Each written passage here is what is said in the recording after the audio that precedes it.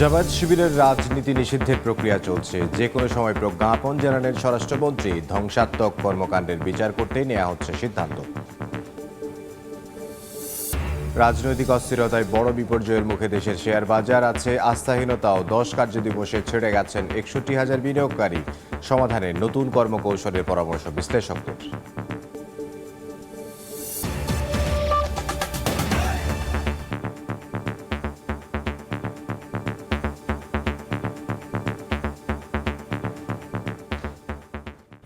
ভোরের সময় সঙ্গে আছে আমি ইমদাদুল হক। জামায়াত শিবিরের রাজনীতি নিষিদ্ধের প্রক্রিয়া চলছে বলে জানিয়েছেন স্বরাষ্ট্রমন্ত্রী। যে কোনো সময় এ বিষয়ে প্রজ্ঞাপন জারি করা হবে। গতকাল সন্ধ্যায় সচিবালয়ে মন্ত্রী জানান, ধ্বংসাত্মক কর্মকাণ্ডের বিচার করতেই সন্ত্রাস দমন আইনের আওতায় দলটিকে নিষিদ্ধ করা হচ্ছে। আন্তর্জাতিক মানবতা বিরোধী অপরাধ ট্রাইব্যুনালের বেশ কটি মামলার রায়ের পর্যবেক্ষণে উঠে এসেছে জামায়াতের যুদ্ধাপরাধের কথা। সংগঠন হিসাবে জামায়াতের যুদ্ধাপরাধের বিচারের জন্য আইনের একটি খসড়াও করেছে আইন মন্ত্রণালয়। জামায়াত শিবিরকে নিষিদ্ধের জন্য বিভিন্ন মহলের দাবি ছিল দীর্ঘদিন ধরেই।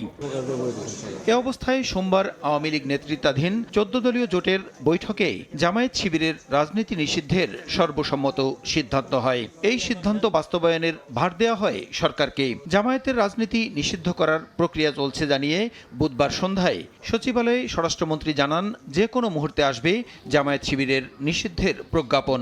এটা আগেই নিষিদ্ধ ছিল।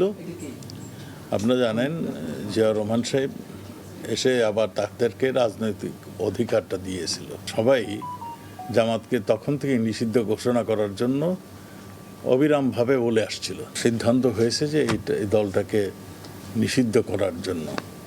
সেই প্রক্রিয়াটি চলছে এবং যে কোনো সময় প্রক্রিয়াটা শেষ হলেই ঘোষণা হবে। সুশীল সমাজের ডিমান্ড আছে, 14 দলের ডিমান্ড আছে, আমাদের রাজনৈতিক ডিমান্ড রয়েছে এবং এই অতি সম্প্রতি যে সমস্ত ঘটনাগুলি ঘটছে এইগুলোর মধ্যে জামায়াত শিবিরের যে সম্পর্ক রয়েছে, এই সবগুলি মিলিয়ে ঝুলেই এই সিদ্ধান্তটি নেওয়া হচ্ছে। স্বাধীনতার 53 বছর পরে হলেও জামায়াত শিবিরকে নিষিদ্ধ করার সিদ্ধান্তে লাখো শহীদের আত্মা কিছুটা শান্তি পাবে বলে মনে করেন মুক্তিযুদ্ধের সপক্ষের মানুষ। প্রসূন আশিস, সময় সংবাদ, ঢাকা। মার্চ ফর জাস্টিস কর্মসূচিতে মিছিল সমাবেশ হয়েছে ঢাকা বিশ্ববিদ্যালয়, হাইকোর্ট ও পলাশী এলাকায়। গতকাল কর্মসূচি পালনকালে পুলিশি বাধার মুখে পড়েন আন্দোলনকারীরা। চলে বাকবিতণ্ডা, ধস্তাধস্তি। আটক করা হয় বেশ কয়েকজনকে। শিক্ষার্থীদের কর্মসূচিতে সংহতি জানান বিভিন্ন বিশ্ববিদ্যালয়ের শিক্ষক, আইনজীবী ও অভিভাবকরাও। কোটা সংস্কার আন্দোলন ঘিরে সহিংসতায় হতাহত, গণগ্রেফতারের প্রতিবাদ ও বিচারের দাবিতে রাজপথে শিক্ষার্থীরা। বৈষম্য বিরোধী ছাত্র আন্দোলনের পূর্ব ঘোষিত কর্মসূচি অনুযায়ী সকাল থেকেই বিভিন্ন এলাকা থেকে ঢাকা বিশ্ববিদ্যালয় ও হাইকোর্ট এলাকায় আসতে থাকেন শিক্ষার্থীরা। চলে স্লোগানও। তবে পথেই বাধে বিপত্তি। শিক্ষক ও আইনজীবীদের বাধার মুখে পড়ে আইন শৃঙ্খলা বাহিনী। স্টুডেন্টদেরকে অন্যায়ভাবে এভাবে গ্রেফতার করার আইন কি বাংলাদেশের কোনো আইনে আছে কিনা আমার জানা নেই। গ্রেফতারের হুমকি দেওয়া হয়, আমরা এসব পরোয়া করি না। কোনো ধরনের কোনো এলিগেশন ছাড়া জাস্ট গ্রেফতার করে নিয়ে গেছে, এটা আমরা কিভাবে মেনে নিব বলেন? আমরা জাস্টিস চাচ্ছি, রাষ্ট্রের কাছে, আদালতের কাছে। সব বাধা উপেক্ষা করে শিক্ষার্থীরা পৌঁছান দোয়েল চত্বরে। এ সময় তাদের সঙ্গে কর্মসূচিতে সংহতি জানান বিভিন্ন বিশ্ববিদ্যালয়ের শিক্ষক ও অভিভাবকরাও। যতদিন পর্যন্ত না এই ন্যায্য আন্দোলন বাস্তবায়ন হবে, রাস্তার পাশে অভিভাবক হিসাবে আমাদের পাবেন। যেহেতু ন্যায়ের পথে, যদি মারা যায় রাস্তার মধ্যেই মারা যাব। এরপর শিক্ষার্থীদের একাংশ চলে যায় হাইকোর্ট প্রাঙ্গণে। সেখানে আগে থেকে অবস্থানরত আন্দোলনকারীদের সঙ্গে যোগ দেন তারা। আগামী শুক্রবার দিন আমরা গিয়ে প্রেস ক্লাবে বিকেল 3টে একটা প্রোগ্রাম করছি। একই দাবিতে রাজধানীর বেশ কয়েকটি বেসরকারি বিশ্ববিদ্যালয়ের সামনে অবস্থান নিয়ে আন্দোলনের সঙ্গে একত্রতা জানান শিক্ষকরাও। এই হত্যাকাণ্ড রাষ্ট্রীয় মদতে হয়েছে, রাষ্ট্রীয় বাহিনীর দ্বারা হয়েছে। এর বিশ্বাসযোগ্য তদন্তের জন্য অবশ্যই বর্তমান পরিস্থিতিতে আন্তর্জাতিক তদন্ত দরকার। বেলা 1:30টার দিকে শিক্ষার্থীদের আন্দোলনের সমর্থনে আইনজীবীরা মহানগর দায়রা জজ আদালতের প্রাঙ্গণে মিছিল করেন। মেহেদী হাসান, সময় সংবাদ, ঢাকা। কোটা সংস্কার আন্দোলনে হতাহতদের ঘটনায় পাল্টাপাল্টি কর্মসূচি পালন করেছেন রাজশাহী বিশ্ববিদ্যালয়ের শিক্ষকেরা। এছাড়া সিলেটে হযরত শাহজালাল বিজ্ঞান ও প্রযুক্তি বিশ্ববিদ্যালয়ে নিপীড়ন বিরোধী শিক্ষকদের ব্যানারে প্রতিবাদ শোভাযাত্রা ও সংহতি সমাবেশ করেছেন বিএনপি জামায়াতপন্থীরা। কোটা সংস্কার আন্দোলনে হতাহতের ঘটনার বিচার দাবি ও দেশে শান্তিপূর্ণ পরিবেশ ফিরিয়ে আনার ইস্যুতে মুখোমুখি অবস্থানে শিক্ষক সমাজ। রাজশাহী বিশ্ববিদ্যালয়ে পাল্টাপাল্টি কর্মসূচি পালন করেন প্রগতিশীল শিক্ষক সমাজ ও জাতীয়তাবাদী শিক্ষক ফোরাম। বুধবার বেলা 11টার দিকে ক্যাম্পাসের প্যারিস রোডে অবস্থান কর্মসূচি পালন করেন প্রগতিশীল শিক্ষক সমাজ। এ সময় তারা বলেন, শিক্ষার্থীদের দাবি মেনে নিয়েছে সরকার। এই আন্দোলনের আর কোনো যৌক্তিকতা নেই। ক্যাম্পাসগুলোতে শিক্ষার পরিবেশ ফিরিয়ে আনা জরুরি। এই আন্দোলনকে কেন্দ্র করে নিরীহ কোনো ছাত্র যেন হয়রানির শিকার না হয়। তাছাড়া কোটা সংস্কার আন্দোলনের পক্ষে সবসময় আমরা ছিলাম, এখনো আছি। তাদের নিরাপত্তা প্রথমেই আমাদের কাম্য, এবং তার সাথে এই সমস্যাটি হচ্ছে আশু সমাধান হবে, এটি হচ্ছে আমাদের কাম্য। কোনো ছাত্রই এই নাশকতা করেনি, এটা স্পষ্ট। সুতরাং আইন প্রয়োগকারী সংস্থা কোনো নিরপরাধ ছাত্রকে যেন হয়রানি না করে। তাদের কর্মসূচির পর একই এলাকায় র্যালি ও অবস্থান কর্মসূচি পালন করেন জাতীয়তাবাদী শিক্ষক ফোরাম। তারা শিক্ষার্থীদের মৃত্যু, গণগ্রেফতার ও মামলার প্রতিবাদ জানান।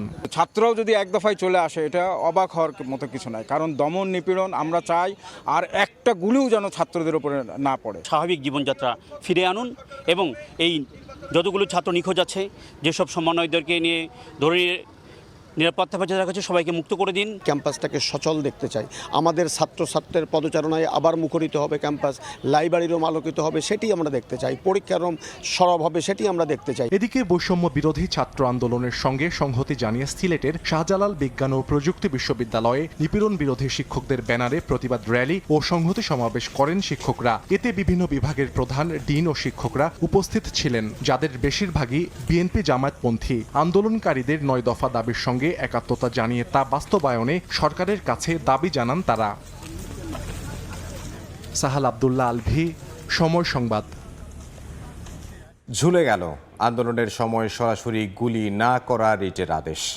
হাইকোর্ট বেঞ্চের এক বিচারপতি অসুস্থ থাকায় হয়নি শুনানি। রিটকারী আইনজীবী বলছেন, সংশয়ে থেকে গেলেন ডিবি হেফাজতে থাকা 6 সমন্বয়ক। এদিকে সহিংসতায় শিশুদের মৃত্যুর ঘটনায় বিচার বিভাগীয় তদন্ত চেয়ে রিট হয়েছে। শিক্ষার্থীদের আন্দোলনে সরাসরি গুলি না করা নিয়ে এক রিটের 2 দিন ধরে চলে দীর্ঘ শুনানি। শুনানিকে ঘিরে সবার নজর ছিল উচ্চ আদালতের দিকে। রিটকারী আইনজীবীদের যুক্তি, পাল্টা যুক্তি, বাকবিতণ্ডা, হইচয়ে টান উত্তেজনা দেখা দেয়। বুধবার শুনানির দিনে সবার কৌতূহল এই মামলা ঘিরে। যথাসময়ে রিটকারী, রাষ্ট্রপক্ষ এবং আওয়ামী লীগ সমর্থিত বিপুল সংখ্যক আইনজীবী আদালতে উপস্থিত হন। সে সময় জানা যায়, বেঞ্চের বিচারপতি SM মাসুদ হোসেন দোলন অসুস্থতার কারণে ছুটি নিয়েছেন। বিচারপতিদের মধ্যে একজন অসুস্থ হয়, তিনি আসছেন না। রিটকারী আইনজীবী জানান, রিটের শুনানি ঝুলে যাওয়ায় 6 সমন্বয়ক ডিবি কার্যালয় থেকে পরিবারের কাছে ফিরতে পারবেন কিনা তা নিয়ে সংশয় দেখা দিয়েছে। আদালতের এখতিয়ার রয়েছে তাদের কাছ থেকে শোনার যে তারা কি স্বেচ্ছায় আছেন কি না। যারা মারা গেছে তারা কোনো নির্দিষ্ট দলের কারো সন্তান নয়। বুলেট যখন একটি বাসায় এসে মা তার সন্তানকে ঘুম পাড়িয়ে বারান্দায় এসেছেন, তাকে হত্যা করেছে একটি বুলেট, সে বুলেট জিজ্ঞেস করেনি আপনি কোন দল করেন। এদিকে আন্দোলনের সময় গুলিতে 16 শিশুর মৃত্যুর ঘটনায় বিচার বিভাগীয় তদন্ত চেয়ে রিট হয়েছে হাইকোর্টে। রিটে প্রত্যেক পরিবারকে 1 কোটি টাকা ক্ষতিপূরণ দেওয়ার নির্দেশনা চাওয়া হয়েছে। যারা মৃত্যুবরণ করছে, গুলিতে মৃত্যুবরণ করছে, তাদেরকে পিতামাতাকে প্রত্যেককে 1 কোটি টাকা করে ক্ষতিপূরণ দেওয়ার জন্য আমি সরকারের কাছে আবেদন জানাই রিট করছি। তিনি বলেন, ঘরে থেকেও কেন শিশুরা গুলিবিদ্ধ হয়ে মারা গেল এর জবাব দিতে হবে সরকারকে। আফজাল হোসেন, সময় সংবাদ, ঢাকা। শিক্ষার্থীদের আন্দোলনে গুলির নির্দেশদাতা সহ আইনশৃঙ্খলা রক্ষা বাহিনীর জড়িত সদস্যদের বিচার দাবি করেছেন সুপ্রিম কোর্ট আইনজীবী সমিতির সভাপতি ও বিএনপি চেয়ারপারসনের উপদেষ্টা মাহবুবউদ্দিন খোকন। ডিবি কার্যালয়কে সরকার বিরোধী ব্যক্তিদের নির্যাতনের কারখানা বলেও মন্তব্য করেন তিনি।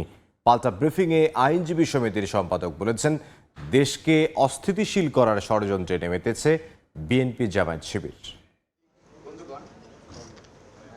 সংবাদ সম্মেলনে সুপ্রিম কোর্ট আইনজীবী সমিতির সভাপতি ও বিএনপি নেতা মাহবুবউদ্দিন খোকন কথা বলা শুরু করতেই চলে যায় বিদ্যুৎ। মোবাইল ও টেলিভিশনের ক্যামেরা আলোতে দিতে থাকেন বক্তব্য। 5 মিনিট পর ফিরে আসে বিদ্যুতের আলো, যা স্থায়ী হয় মিনিট 5 8 মিনিট পর আবারও ফিরে আসে বিদ্যুতের লুকোচুরির মধ্যেই শেষ হয় তার সংবাদ সম্মেলন। মাঝে আওয়ামী লীগ সমর্থিত আইনজীবীদের স্লোগান ঘিরে কিছু সময়ের জন্য দেখা দেয় উত্তেজনা।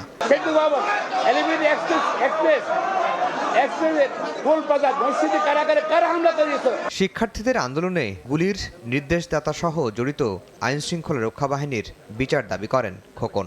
এই সকল গণহত্যা, গুলি করার নির্দেশদাতারা, মন্ত্রীরা জড়িত সকল ব্যক্তিদের বিচার করার জন্য মানবতা বিরোধী অপরাধ দমন আইন সংশোধন করে মানবতা বিরোধী ও মানবাধিকার লঙ্ঘন অপরাধে অভিযুক্তদের দ্রুত বিচারের ব্যবস্থা গ্রহণ করার জন্য দাবি জানাচ্ছি। এদিন একই স্থানে ব্রিফিং করেছেন আইনজীবী সমিতির সম্পাদকও। তার দাবি, দেশকে অস্থিতিশীল করার ষড়যন্ত্র মেতেছে বিএনপি, জামায়াত, শিবির। তাদের উদ্দেশ্য হচ্ছে তারা যে ষড়যন্ত্র করেছিল, সরকার পতনের ষড়যন্ত্র, সেই ষড়যন্ত্র যখন বেস্তে যাচ্ছে তখনই তারা এইসব খড়কুটো ধরছে, যার মাধ্যমে তারা আন্দোলনকে জিয়ে রাখতে চায়। এই ধরনের ষড়যন্ত্র, এই ধরনের ধ্বংসযজ্ঞ, এই ধরনের নৈরাজ্যমূলক কর্মকাণ্ড যদি পরিচালিত হতে থাকে, আমরা এটিকে শক্তভাবে প্রতিহত করব। প্রত্যেকটি মৃত্যুর জন্য তদন্ত হবে জানিয়ে বিএনপির ষড়যন্ত্র মোকাবেলায় আইনজীবীদের ঐক্যবদ্ধ হওয়ার আহ্বান জানান বারের সম্পাদক। তারাই আসছে একটি মামলা পরিচালনা। আফজাল হোসেন, সময় সংবাদ, ঢাকা। ভোরের সময় আরও থাকছে। 2 সপ্তাহ পর চালু ফেসবুক, টিকটক, ইউটিউব স্বাভাবিক গতি ফিরতে সময় লাগবে 2-1 দিন। প্রতিমন্ত্রীর সঙ্গে ভার্চুয়াল বৈঠকে গুজব বন্ধে সহযোগিতার প্রতিশ্রুতি মেটার। চলমান অস্থিরতায় আবারও বড় বিপর্যয়ের মুখে পড়েছে দেশের শেয়ার বাজার। গত 10 কার্যদিবসে পুঁজি হারিয়ে দলে দলে বাজার ছাড়ছেন বিনিয়োগকারীরা। সিডিবিএর তথ্য অনুযায়ী এ সংখ্যা 61,250 জন। একই সময় ঢাকার পুঁজি বাজার মূলধন হারিয়েছে 1,27,615 কোটি টাকা। বাজার বাঁচাতে নতুন কর্মকৌশল সাজানোর পরামর্শ সংশ্লিষ্টদের। 1996 সাল থেকে শেয়ার বাজারে যাতায়াত খুরশেদ আলমের। বড় আশা নিয়ে নিজের জমানো 14 লাখ টাকা বিনিয়োগ করেছিলেন তিনি। শুরুর দিকে মাসে 15-20 হাজার টাকা লাভ করতে পারলেও বর্তমানে লাভ তো দূরের কথা, মূলধন কমতে কমতে ঠেকেছে মাত্র 1.5 লাখ টাকায়। এখন মনে করেন নিজে চলতে কষ্ট হয়ে যায়, ছেলে মেয়ে নিয়ে খুব কষ্টে আছি। তো এখন এই বয়সে যাবো কই, কি করবো বলেন? তারপরে এখানে আসি আশার আলো দেখার জন্য। তার মতো অনেকেই এখনও আশা নিয়ে বসে থাকলেও প্রতিদিন শেয়ার বাজার ছাড়ছেন হাজার হাজার বিনিয়োগকারী। সিডিবিএর তথ্য বলছে, গত 10 কার্যদিবসে বিও অ্যাকাউন্ট খালি করে বাজার ছেড়েছেন 61,250 জন বিনিয়োগকারী। হিসাব বলছে, সূচকের টানা পতন আর বিনিয়োগ বিমুখ প্রবণতায় গত 10 কার্যদিবসে 202 পয়েন্টের বেশি সূচকের পতনের সঙ্গে ঢাকার পুঁজিবাজার মূলধন হারিয়েছে 1,27,615 কোটি টাকা। বিনিয়োগকারী ও ব্রোকারেজ হাউসের কর্মকর্তারা বলছেন, চলমান অস্থিরতা পুঁজিবাজারে পুঞ্জীভূত আস্থাহীনতার সমস্যাকে আরও প্রকট করে তুলেছে। ক্লায়েন্টের টাকা কমে যাচ্ছে, ক্লায়েন্ট বিমুখ হয়ে যাচ্ছে মার্কেটের থেকে। কিন্তু আমরা এই ধরনের মার্কেট চাই না। পুঁজিবাজার বিশ্লেষকরা বলছেন, দেশের সামগ্রিক পরিস্থিতির প্রভাব শেয়ার বাজারে, তাই বাজার বাঁচাতে নতুন করে কর্মকৌশল সাজানোর পরামর্শ তাদের। আমরা আগ থেকে বলে আসতেছি 10-15 বছর থেকে, সরকারও হয়তো ইদানিং কিছুটা মনোযোগ দিয়েছিল, কিন্তু এখন আর সম্ভব হচ্ছে না। সেটা যে ভালো কিছু কোম্পানি লিস্টিংয়ে আনা, গভর্নমেন্টের শেয়ারগুলো বিক্রি করা। তো এখনকার সিচুয়েশান এটা এইসব ইস্যুগুলো পিছনে চলে যাচ্ছে। ইকোনমি যদি ওই সুস্থতা আসে, এখানে সুস্থতা আসবে। এদিকে সপ্তাহ জুড়ে বড় পতন হলেও চতুর্থ কার্যদিবস বুধবার কিছুটা ইতিবাচক খবর দিয়েছে ঢাকা স্টক এক্সচেঞ্জ ডিএসসি। প্রধান সূচকটি 10 পয়েন্ট বেড়ে অবস্থান করছে 5,280 পয়েন্টে। অপরদিকে চট্টগ্রাম স্টক এক্সচেঞ্জ সিএসসির সার্বিক সূচক 48 পয়েন্ট বেড়ে দাঁড়িয়েছে 15,093 পয়েন্ট। আলতাফ হোসেন, সময় সংবাদ, ঢাকা। ঢাকা মহানগর গোয়েন্দা পুলিশের অতিরিক্ত পুলিশ কমিশনার মোহাম্মদ হারুন অর রশিদকে বদলি করা হয়েছে। গতকাল বুধবার সন্ধ্যায় ডিএমপি কমিশনার হাবিবুর রহমান স্বাক্ষরিত এক প্রজ্ঞাপন জারি করা হয়। ডিবি থেকে হারুন অর রশিদকে সরিয়ে নতুন করে ডিএমপির অতিরিক্ত কমিশনার ক্রাইম অ্যান্ড অপারেশনস বিভাগে দায়িত্ব দেওয়া হয়েছে। 2022 সালের 13 জুলাই ঢাকা মহানগর গোয়েন্দা পুলিশের প্রধান হিসেবে দায়িত্ব পান তিনি। এর আগে 2021 সালের মে মাসে যুগ্ম পুলিশ কমিশনার হিসেবে গোয়েন্দা বিভাগে পদায়ন হয় তার। ঢাকা মহানগর গোয়েন্দা পুলিশের নতুন অতিরিক্ত কমিশনার হয়েছেন মোহাম্মদ আশরাফুজ্জামান। শোকের মাস শুরুর প্রথম প্রহরে ধানমন্ডি 32 নম্বরে মোমবাতি জ্বালিয়ে 1975-এর 15 আগস্টে নিহতদের স্মরণ করেছে বঙ্গবন্ধু পরিষদ। রাত 12টায় মোমবাতি প্রজ্বলনের পাশাপাশি 1 মিনিট নীরবতা পালন করেন পরিষদের সদস্যরা।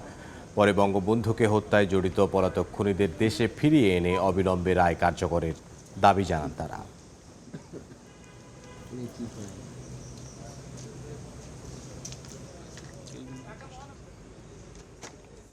যে সমস্ত হত্যাকারীরা এখনও যাদের মৃত্যুদণ্ড হয়েছে কার্যকর হয়নি, দেশের বাইরে অবস্থান করছে, আমাদের বঙ্গবন্ধু পরিষদের থেকে দাবি থাকবে তাদেরকে দেশে ফিরিয়ে এনে তাদের হত্যার যে রায় সেটা যেন কার্যকর করা হয়। আমাদের নতুন প্রজন্ম এবং স্কুল কলেজের ভার্সিটি ছাত্রদেরকে বোঝাবার চেষ্টা করেন যে দেশ বড়, ব্যক্তির সাথে দেশ বড়, সেইভাবে যেন আমরা যে যাই করি দেশটা কত ভেবে কাজ করি। ঢাকার বাইরে শেরপুরে মোমবাতি প্রজ্বলন ও বঙ্গবন্ধু শেখ মুজিবুর রহমানের প্রতিকৃতিতে ফুল দিয়ে শ্রদ্ধা জানানো হয়েছে। শোকের মাসের প্রথম প্রহরে জেলা প্রশাসকের কার্যালয়ে বঙ্গবন্ধুর প্রতিকৃতিতে সামনে 1625টি মোমবাতি প্রজ্বলন করা হয়। শ্রদ্ধা জানান শেরপুর 1 আসনের সংসদ সদস্য ছানোয়ারুল হোসেন। সঙ্গে ছিলেন জেলা পরিষদের চেয়ারম্যান, পৌর মেয়র সহ আওয়ামী লীগের স্থানীয় নেতারা। কর্মসূচি গ্রহণ করতে হলে আমরা জাতির পিতা এবং কর্মসূচিকে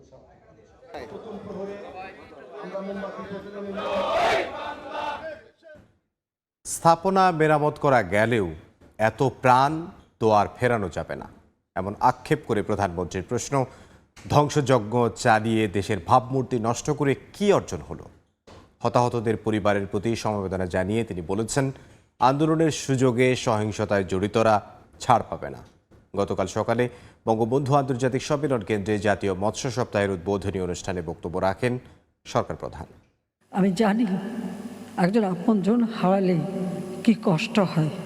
সাম্প্রতিক সহিংসতায় নিহতদের স্মরণে আবেগাক্রান্ত প্রধানমন্ত্রী শেখ হাসিনা। আমি কোনোদিন ভাবতে পারিনি যে এই সময় এই ধরনের একটা অবস্থার সৃষ্টি হবে আর সেখানে এতগুলি তাজা প্রাণ যাবে। বুধবার সকালে বঙ্গবন্ধু আন্তর্জাতিক সম্মেলন কেন্দ্রে জাতীয় মৎস্য সপ্তাহের উদ্বোধনী অনুষ্ঠানে যোগ দেন তিনি। বলেন, প্রতিটি মৃত্যু দুঃখজনক।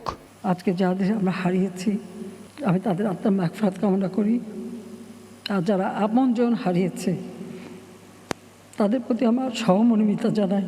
তার আক্ষেপ, দেশের অস্থিতিশীল পরিস্থিতিতে ঝরে যাওয়া প্রাণগুলো কে ফেরাবে?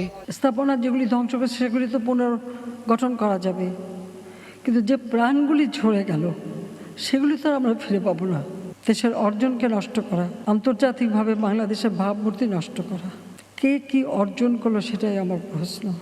আজকে বাংলাদেশ বিশ্ব উন্নয়নের রোল মডেল, সেই মর্যাদাটাকে কেন নষ্ট করা হলো সেটা বিচারের ভার আমি আপনাদের কাছে, দেশবাসীর কাছেই দিচ্ছি।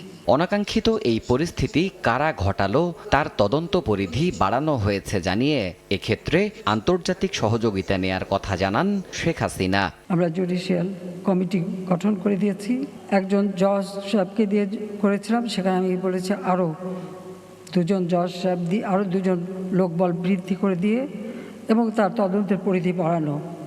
সেই সঙ্গে আমরা জাতিসংঘের কাছে আবেদন করেছি যে এই ঘটনার যথাযথ সুষ্ঠু তদন্ত এবং যারা এর সঙ্গে দোষী তাদের সাজার ব্যবস্থা। ধ্বংসাত্মক পরিস্থিতি সৃষ্টি করে দেশ পিছিয়ে নেয়ার চক্রান্তের নেপথ্যের গোষ্ঠীকে চিহ্নিত করার আহ্বান প্রধানমন্ত্রীর। এই যে একটা ঘটনা ঘটিয়ে ঘোলাপানিতে মাছ শিকার করে দেশকে পিছনে টেনে নেওয়ার এই চক্রান্তে যারা জড়িত সেটা আপনাদের খুঁজে বের করা উচিত। এই অনুষ্ঠান থেকে দেশ জুড়ে মৎস্য খাতে বিশেষ অবদান রাখা 22 বিশিষ্ট ব্যক্তি এবং প্রতিষ্ঠানকে পদক তুলে দেন সরকার প্রধান। এছাড়া নির্দিষ্ট সময়ে মাছ ধরা থেকে বিরত থাকা জেলেদের জীবিকা নির্বাহের সুবিধার্থে স্মার্ট কার্ডও বিতরণ করা হয়। দেবাশিস রায়, সময় সংবাদ, ঢাকা। কোটা সংস্কার আন্দোলনকে ঘিরে সহিংসতার পর উদ্ভূত পরিস্থিতি নিয়ে আবারও কয়েকটি গুরুত্বপূর্ণ দেশের রাষ্ট্রদূতকে আজ ব্রিফ করবেন সরকার।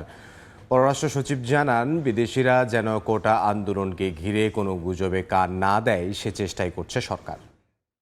জাতিসংঘ ও মার্কিন পররাষ্ট্র বিষয়ক সিনেট কমিটি সুষ্ঠু ও নিরপেক্ষ তদন্তের আহ্বান জানিয়েছে। শুট অ্যাট সাইটের নির্দেশনা বেআইনি বলে বিবৃতি দিয়েছে ইউরোপীয় union. Deeply concerned about the situation in Bangladesh. সার্বিক পরিস্থিতি নিয়ে এরই মধ্যে সরকারের তরফ থেকে বিদেশি কূটনীতিকদের ব্রিফ করা হয়েছে এবং ঘুরে দেখানো হয়েছে নাশকতায় ধ্বংস হওয়া বিভিন্ন রাষ্ট্রীয় স্থাপনা। বাংলাদেশের বিদেশি দূতাবাসগুলোকে চিঠি পাঠিয়ে ভাবমূর্তি উজ্জ্বল করতেও নির্দেশনা দেয় পররাষ্ট্র মন্ত্রণালয়।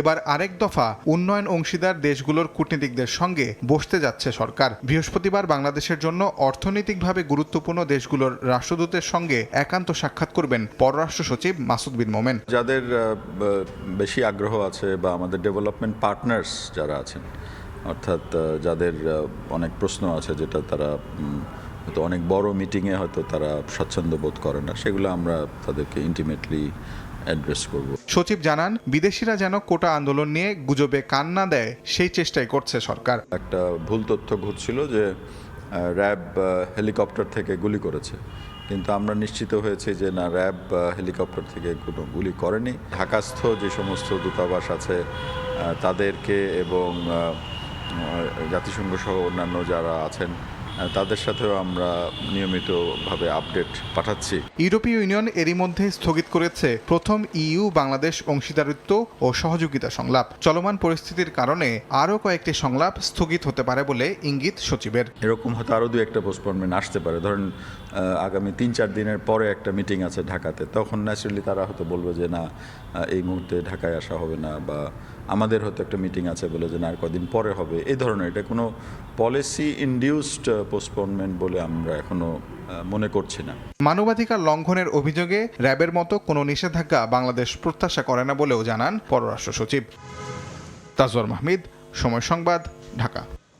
প্রতিমন্ত্রীর ঘোষণা 30 মিনিটের মধ্যে সচল হলো ফেসবুক, টিকটক সহ সব ধরনের সামাজিক যোগাযোগ মাধ্যম।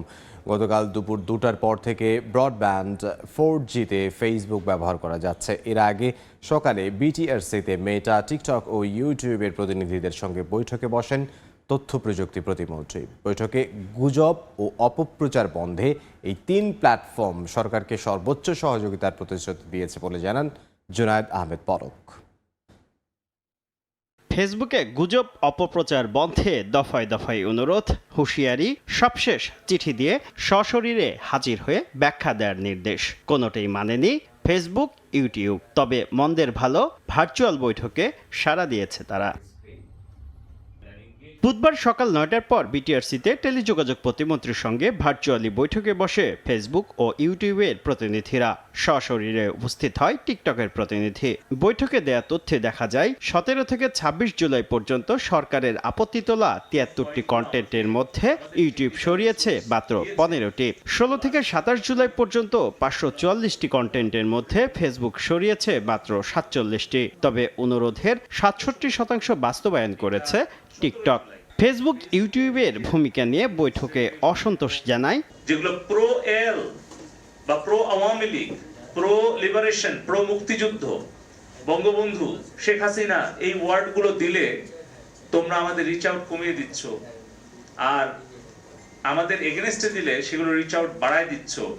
এই ধরনের অ্যালগোরিদম তোমরা কি ইন্টেনশনালি করছো? কিভাবে তোমরা তাদেরকে শিক্ষা দিচ্ছ যে তারা এআই গুলো এভাবে কাজ করছে, কিন্তু এগুলোকে তোমরা ব্লক করছো না? সার্বিক বিষয়ে দুঃখ প্রকাশ করে ভবিষ্যতে সহযোগিতার প্রতিশ্রুতি দেয় ফেসবুক ও ইউটিউব। এরপর সরকারের নির্দেশে দুপুর 2টার পর নিজেদের নেটওয়ার্কে সব সামাজিক মাধ্যম চালু করে ইন্টারনেট সেবাদাতারা।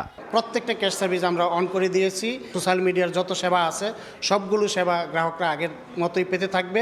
তবে 24 থেকে 48 ঘন্টা সময় লাগবে আমাদের এই ক্যাশ সার্ভিসগুলো আপডেটেড হতে। এদিকে বিদেশে বসে ফেসবুক ও ইউটিউবে দেশবিরোধী মিথ্যা প্রচারণা চালাচ্ছে এমন 50 জনের তালিকা দিয়ে ব্যবস্থা নিতে সংশ্লিষ্ট কর্তৃপক্ষকে অনুরোধ করেছে সরকার। এই ছবিটা দিয়ে শুভ খান, সময় সংবাদ, ঢাকা। অবশেষে অবসরে যাচ্ছেন ছাগলকাণ্ডে সমালোচিত এনবিআর কর্মকর্তা মতিউর রহমান। গতকাল বুধবার অর্থ মন্ত্রণালয়ের এক প্রজ্ঞাপনে মতিউরকে অবসরের নির্দেশ দেওয়া হয়। তিনি অবসরজনিত কোনো আর্থিক সুবিধাও পাবেন না বলে প্রজ্ঞাপনে উল্লেখ করা হয়েছে।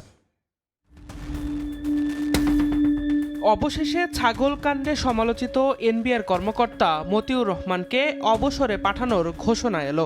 বুধবার অর্থ মন্ত্রণালয় থেকে জারি করা এক প্রজ্ঞাপনে এ তথ্য জানানো হয়। চলতি বছরের কোরবানি ঈদে ছেলের 15 লাখ টাকার ছাগল কেনাকে কেন্দ্র করে বিতর্কে জড়ান এনবিআর কর্মকর্তা মতিউর রহমান। পরে ছেলেকে অস্বীকারের চেষ্টা করলে সামাজিক যোগাযোগ মাধ্যমের ব্যাপক প্রচারণার মুখে তাও ব্যর্থ হয়। এরপর একের পর এক মতিউরের বিপুল সম্পদের তথ্য উঠে আসে গণমাধ্যমে। সংবাদ প্রকাশের পর থেকেই আত্মগোপনে চলে যান তিনি।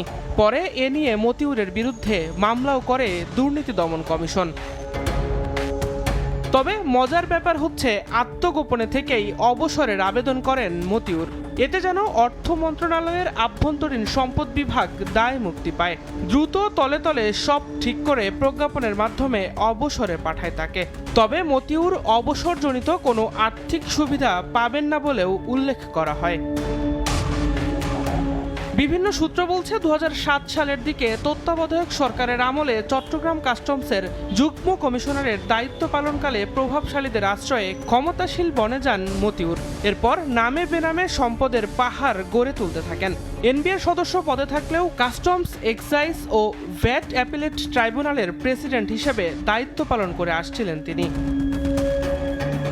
তবে এর আগে 4 বার মতিউরের বিরুদ্ধে দুর্নীতির অভিযোগ পায় দুদক। 2004 সালে হুন্ডির মাধ্যমে অর্থ পাচার, 2008 সালে বিলাসবহুল পণ্যের শুল্ক মাফ করিয়ে দেয়া আর 2013 ও 2021 সালে দুবার তার বিরুদ্ধে অবৈধ সম্পদ অর্জনের অভিযোগ পায় দুদক। প্রতিবারই প্রভাবশালীদের ছত্রছায়ায় পার পেয়ে যান তিনি, কিন্তু সবশেষ ছাগল কাণ্ডের জালে আটকা পড়েন। শেষ হয় মতিউরের অবিশ্বাস্য গল্পের অধ্যায়। দিন মোহাম্মদ সাব্বির, সময় সংবাদ, ঢাকা। শুরু হয়েছে স্বল্প দূরত্বে ট্রেন চলাচল। ময়মনসিংহ থেকে নেত্রকোনার ঝাড়িয়া ও মোহনগঞ্জের উদ্দেশ্যে ছেড়ে যাবে ট্রেন। এ বিষয়ে আরও জানাতে ময়মনসিংহ রেল স্টেশনে আছেন সহকর্মী ওবায়দুল হক। সরাসরি যাব তার কাছে।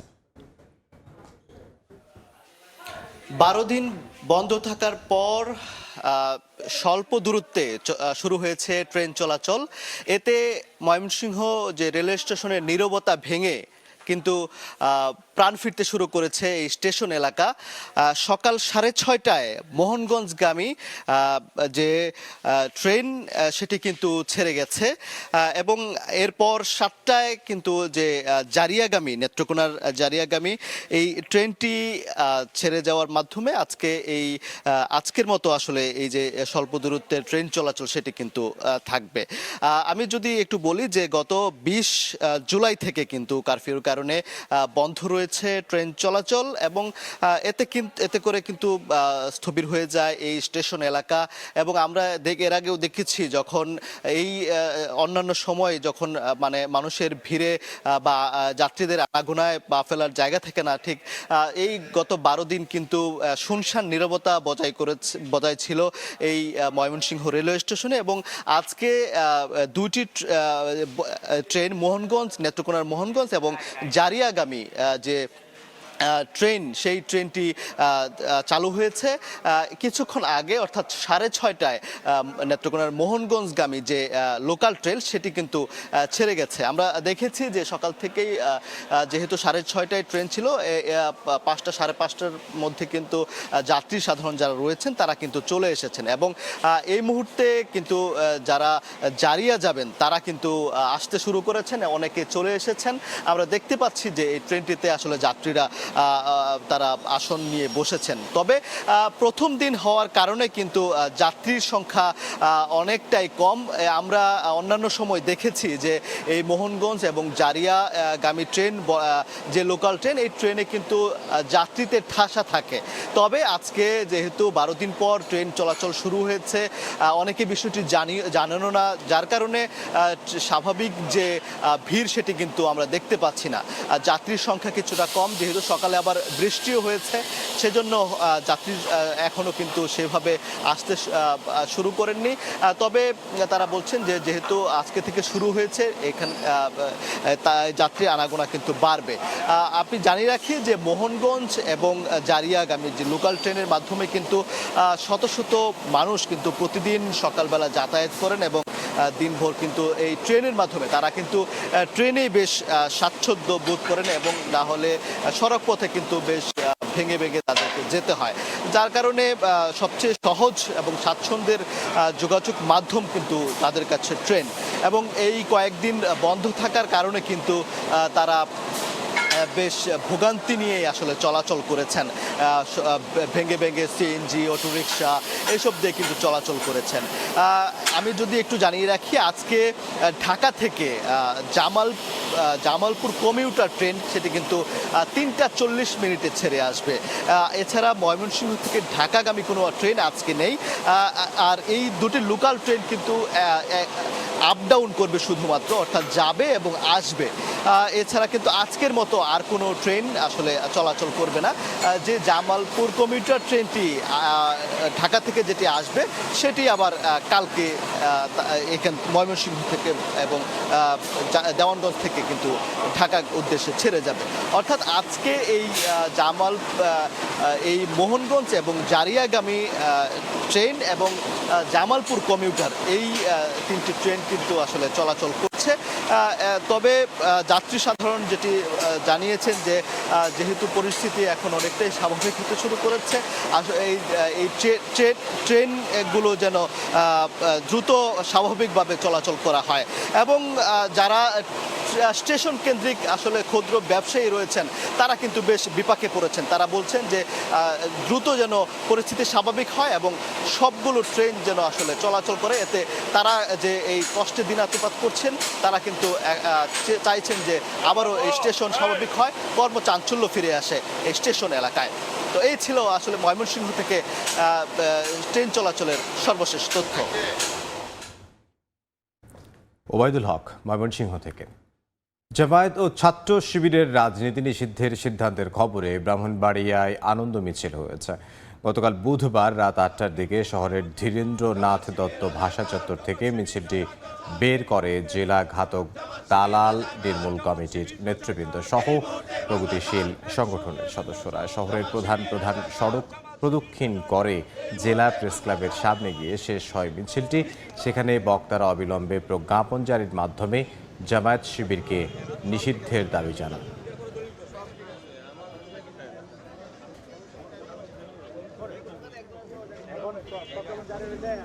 জামায়াতকে নিষিদ্ধ করা হলে অস্থিরতা আরও বাড়তে পারে বলে আশঙ্কা প্রকাশ করেছেন জাতীয় পার্টির চেয়ারম্যান JM কাদের। তিনি বলেছেন, কোনো দলকে প্রশাসনিকভাবে দমন করা ঠিক নয়। গতকাল বিকেলে রংপুরে সাংবাদিকদের তিনি একথা বলেন। বহুদলীয় গণতন্ত্রে আমি বিশ্বাস করি এবং আমি মনে করি যে কোনো রাজনৈতিক দলকে প্রশাসনিক অর্ডারে বন্ধ করাটা ঠিক না। যদি তারা জনগণের আস্থাহীনতায় বা জনগণ তাদেরকে ক্ষতিকারক মনে করে, জনগণ তাদেরকে বর্জন করবে এবং তারা আস্তে আস্তে হারিয়ে যাবে। এটাই হলো স্বাভাবিক রাজনীতির প্রক্রিয়া। যদি আমি জোর করে কিছু করতে চাই তাহলে যেটা হয়, তাদের যদি কিছু গ্রহণযোগ্যতা থাকে, তাদের যদি কিছু সাংগঠনিক কাঠামো থাকে, তাহলে তারা হয়তো আন্ডারগ্রাউন্ড হতে পারে, হয়তো একটা অস্থিতিশীল রাজনৈতিক পরিস্থিতি অথবা অস্বাভাবিক রাজনৈতিক পরিস্থিতির বীজ এখান থেকে বপন হতে পারে এবং সেটা সামনের দিকে বাড়তে পারে। 9 বছর পূর্ণ হলো ছিটমহল বিনিময়ের। 2015 সালের এই দিনে 68 বছরের বন্দিদশা থেকে মুক্তি পান দেশের 111টি ছিটমহলের বাসিন্দারা। এরপর সরকারের নানামুখী উদ্যোগে শিক্ষা, স্বাস্থ্য, কৃষি, যোগাযোগ সহ প্রতিটি ক্ষেত্রে হয়েছে উন্নয়ন। তবে কারিগরি শিক্ষায় পিছিয়ে থাকা এসব এলাকা এগিয়ে নিতে বিশেষ বরাদ্দের প্রত্যাশা স্থানীয়দের। নাজরুল ইসলাম নিশাতের রিপোর্টে বিস্তারিত। 2015 সালের 31 জুলাই মধ্যরাতে বিনিময় হয় বাংলাদেশ ও ভারতের অভ্যন্তরে থাকা 162টি ছিটমহল। বাংলাদেশ পায় 111টি, যার সবকয়টি রংপুর বিভাগে। মুক্ত হয় 68 বছরের বন্দি দশা জীবন থেকে। একটা সময় এসব ছিটমহলের বাসিন্দারা নিজেদের পরিচয়টুকু দিতে পারেননি, বঞ্চিত ছিলেন সব ধরনের মৌলিক সুযোগ সুবিধা থেকে। সরকারের নানা উন্নয়ন কর্মযজ্ঞে এখন বিলুপ্ত ছিটমহলে যুক্ত হয়েছে পাকা সড়ক, শিক্ষা প্রতিষ্ঠান, স্বাস্থ্যকেন্দ্র, হয়েছে শতভাগ বিদ্যুতায়ন। দীর্ঘ 68 বছরে আমাদের কোনো দেশের কোনো পরিচয় ছিল না, এখন আমরা বাংলাদেশের নাগরিক। কারেন্ট আসছে, আগে কপি বাতি দিয়ে আমরা পড়ালেখা করছিলাম। স্কুল মাদ্রাসা সব হয়েছে, এখন আমরা এখানে নিয়মিত স্কুল যেতে পারি। পোলা 2টা লেখাপড়া করতে পারছে, পারার পরে বর্তমান ঢাকায় একটা নাগরিকত্ব হয়েছে, আমরা ভোটার অধিকার পাইছি। কুড়িগ্রামের ফুলবাড়ী উপজেলার বিলুপ্ত ছিটমহল দাসিয়ার ছড়া, এখানে বসবাস করেন প্রায় 15,000 মানুষ।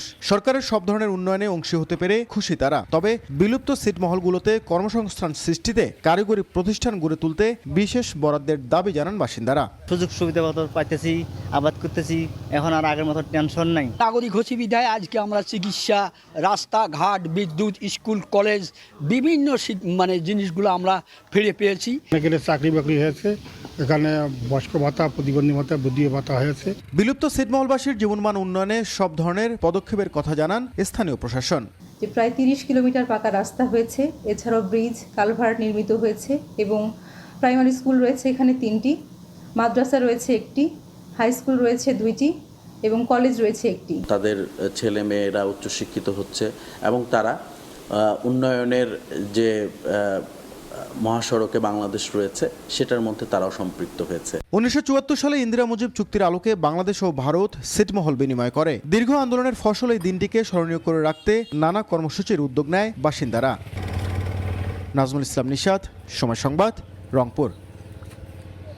68টি মোমবাতি প্রজ্বলন করে বিলুপ্ত ছিটমহল বিনিময়ের নবম বর্ষর পূর্তি পালন করল কুড়িগ্রামের অধুনা লুপ্ত ছিটমহলের বাসিন্দারা। গতকাল রাত 12:01 ফুলবাড়ী উপজেলার দাসিয়ার ছড়ায় এই কর্মসূচি পালন করেন তারা। এই সময় দাসিয়ার ছড়াকে স্বতন্ত্র ইউনিয়ন করার দাবি জানান ছিটমহল বিনিময় সমন্বয় কমিটির সাবেক নেতারা।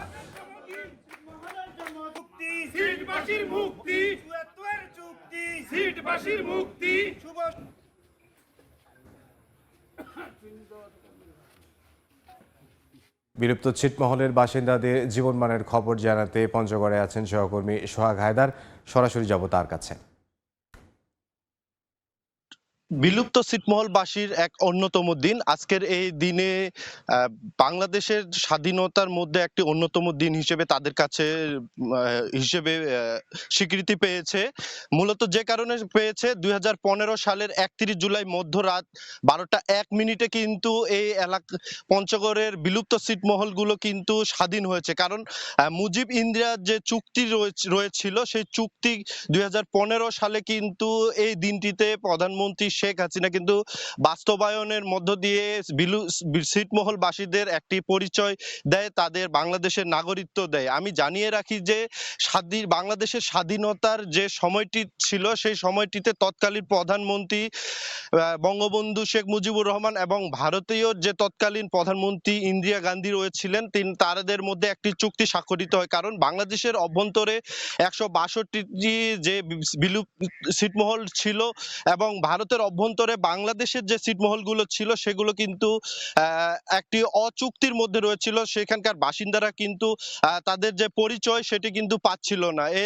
এর মাধ্যমে কিন্তু এই ছিটমহলের মানুষজন কিন্তু একটি নতুন পরিচয় পেয়েছে। আর গত 9 বছরে কিন্তু এই বিলুপ্ত ছিটমহলগুলোতে অনেকটাই পরিবর্তন এসেছে। আমরা জানিয়ে রাখি যে সরকারের পক্ষ থেকে ছিটমহলগুলোতে কিন্তু রাস্তাঘাট উন্নয়ন, শিক্ষা প্রতিষ্ঠান সহ বিভিন্ন উন্নয়ন করা হয়েছে। আমি আরেকটি বিষয় জানিয়ে রাখি যে গত 9 বছর আগে কিন্তু এই বিলুপ্ত ছিটমহলের মানুষজন কিন্তু কোনো ধরনের সুযোগ সুবিধা পাচ্ছিল না। তবে সব কাটিয়ে উঠে গত 9 বছর অনেকটাই ঘুরে দাঁড়াতে পেরেছে। আমি গতকালের কথাই বলি, গতকাল আমরা ছিটমহল এলাকায় ঘুরে দেখেছি যে এবং মানুষের সাথে কথা বলেছি, মানুষজন জানিয়েছে যে তারা একটি মানবেতর জীবন থেকে উঠে আসতে পেরেছে এবং তাদের চিকিৎসা সেবা থেকে সব ধরনের যে সহায়তা দরকার সেটা কিন্তু বর্তমান সরকার প্রধানমন্ত্রী শেখ হাসিনা কিন্তু সেটি বাস্তবায়ন করেছে। আমি একটি বিষয় ক্লিয়ার করে জানিয়ে রাখি যে পঞ্চগড়ের 36টি বিলুপ্ত ছিটমহল রয়েছে, এর মধ্যে কিন্তু কুড়িগ্রামেও একটি বড় অংশ রয়েছে। আমি আরেকটি বিষয় ক্লিয়ার করি যে 162টি ছিটমহলবাসীর 68 বছরের যে বন্দি দশার অবসান সেটা কিন্তু 2015 সালে ঘটে।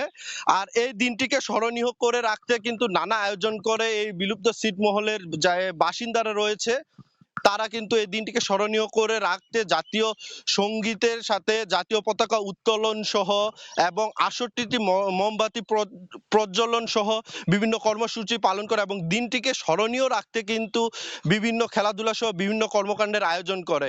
আমরা অনেকের সাথে কথা বলেছি বিলুপ্ত ছিটমহলের, অনেকেই বলছেন যে তাদের যে জীবন মান রয়েছে সেটা কিন্তু অনেকটাই ঘুরে দাঁড়িয়েছে, কারণ একসময় এই অঞ্চলের মানুষ যারা রয়েছে তারা কিন্তু তাদের পরিচয় গোপন রেখে জেলা শহর পঞ্চগড়ের যে জেলা শহর সেখানে আসতে হয়েছে এবং অনেকেই কিন্তু তাদের সন্তানরা চিকিৎসা থেকে শুরু করে এবং পড়াশোনায় কিন্তু অনেকটাই পিছিয়ে ছিল। এখন বর্তমানে যে মানুষজন রয়েছে যারা বাংলাদেশের পরিচয় পেয়েছে তারা কিন্তু এখন পঞ্চগড় জেলা শহর সহ ঢাকার বিভিন্ন স্থানে গিয়ে এখানকার শিশুরা, এখানকার যারা শিক্ষার্থী রয়েছে তারা তাদের স্বাধীনভাবে পড়াশোনা করতে পারছে, তো ঘুরে দাঁড়িয়েছে তাদের জীবন মান। তো এ ছিল আমার কাছে পঞ্চগড়ের আজকের 1 আগস্টকে ঘিরে তাদের নবম বছর পূর্তি এবং 10ম বছরে পদার্পণের সর্বশেষ খবর। সোহাগ হায়দার পঞ্চগড় থেকে। বাণিজ্যিকভাবে বেনামি চিংড়ি চাষে আগ্রহ হারাচ্ছেন খুলনার খামার মালিকরা। কারণ হিসেবে মৎস্য বিভাগের নানা শর্ত, দেশে পোনা ও খাবার না পাওয়া সহ নানা সমস্যার কথা বলছেন তারা। এতে শঙ্কা তৈরি হয়েছে চিংড়ি উৎপাদনের লক্ষ্যমাত্রা পূরণের। নেওয়ান হোসেন কোচির তোলা ছবিতে আব্দুল্লাহ আল মামুন রুবেলের প্রতিবেদন। সম্প্রতি প্রথমবারের মতো বাণিজ্যিকভাবে ভেনামি চিংড়ি চাষে সফলতা দেখা যায় খুলনার বটিয়াঘাটার এই চিংড়ি ঘেরে। জাল তুলতেই উঠে আসে ঝাঁকে ঝাঁকে চিংড়ি। দেশে বাগদা চিংড়ির গড় উৎপাদন হেক্টর প্রতি 8 মেট্রিক টন, অথচ ভেনামিতে উৎপাদন হেক্টর প্রতি 20 মেট্রিক টনেরও বেশি। বাগদায় প্রতি চাষে যেখানে সময় লাগে 6 মাস, সেখানে ভেনামি উৎপাদন হয় মাত্র 3 মাসেই।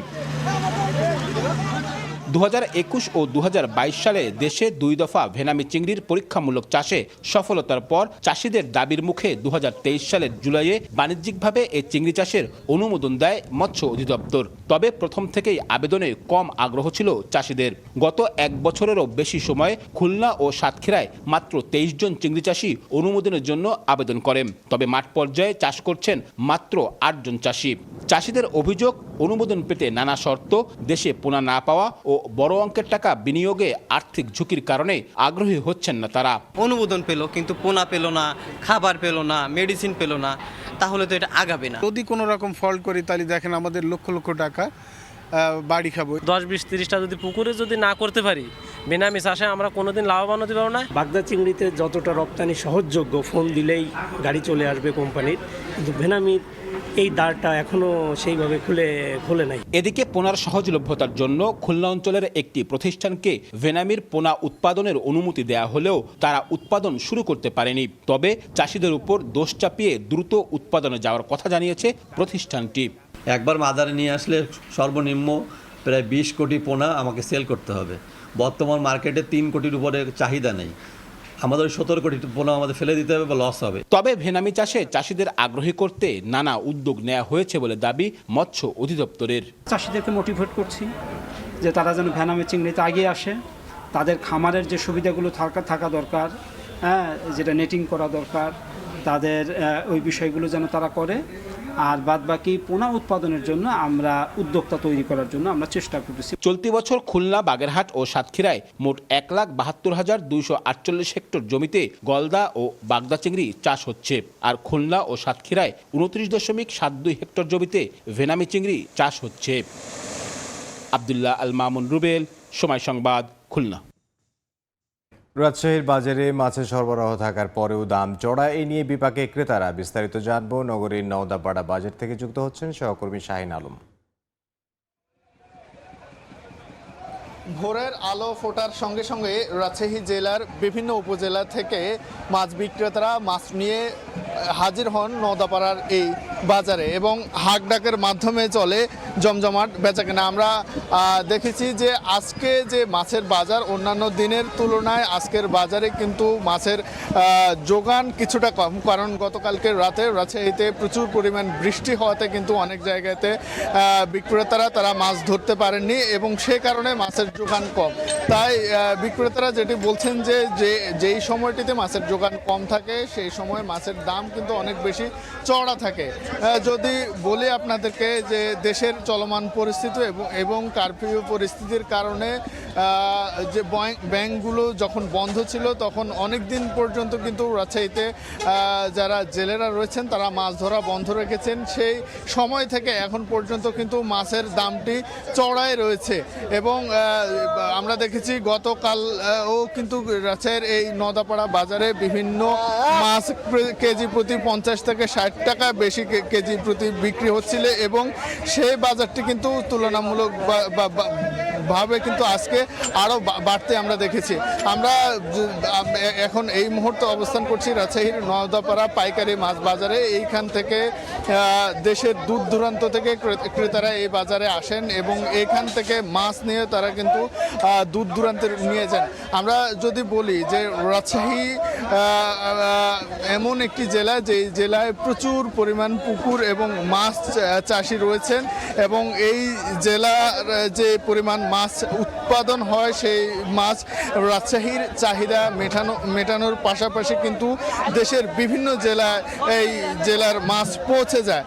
যখন রাজশাহীতে যেখানে উৎপাদন হয় মাছের চাষ বেশি হয় সেখানে যখন দাম বেশি তখন অন্যান্য জায়গাতে দাম আরও বেশি হবে, সেটাই কিন্তু স্বাভাবিক।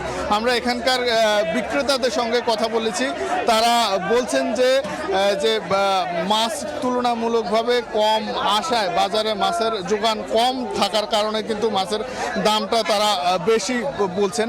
আমরা দেখেছি যে রুই সহ কাতল মৃগেল সহ অন্যান্য যে মাছ রয়েছে সে সব ধরনের মাছের দাম বেশি। আর পাশাপাশি বিলের খালের যে অন্যান্য মাছ রয়েছে দেশি পুঁটি সহ অন্যান্য যে মাছ রয়েছে সেই মাছগুলোরও কিন্তু দাম বেশি।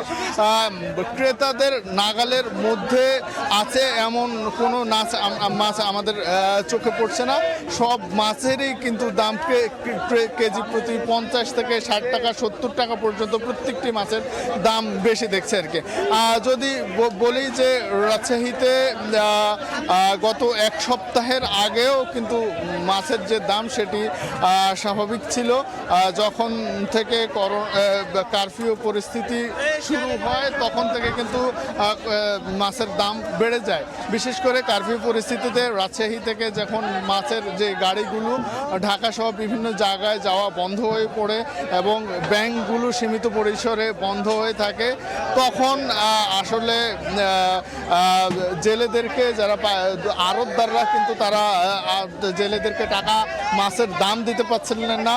দাম না পেয়ে অনেকটা সেই সময় থেকে কিন্তু মাছ ধরা তুলনামূলক তারা কমিয়ে দিয়েছিলেন।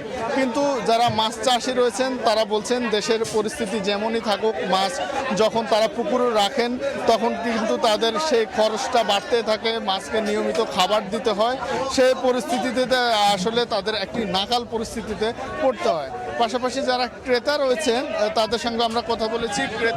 ক্রেতাদের ভাষ্য থাকে যে মাছের দাম যখন তাদের নাগালের বাইরে থাকে তখন আসলে তাদের কোনো কিছু করার থাকে না, কিন্তু তাদের প্রত্যাশা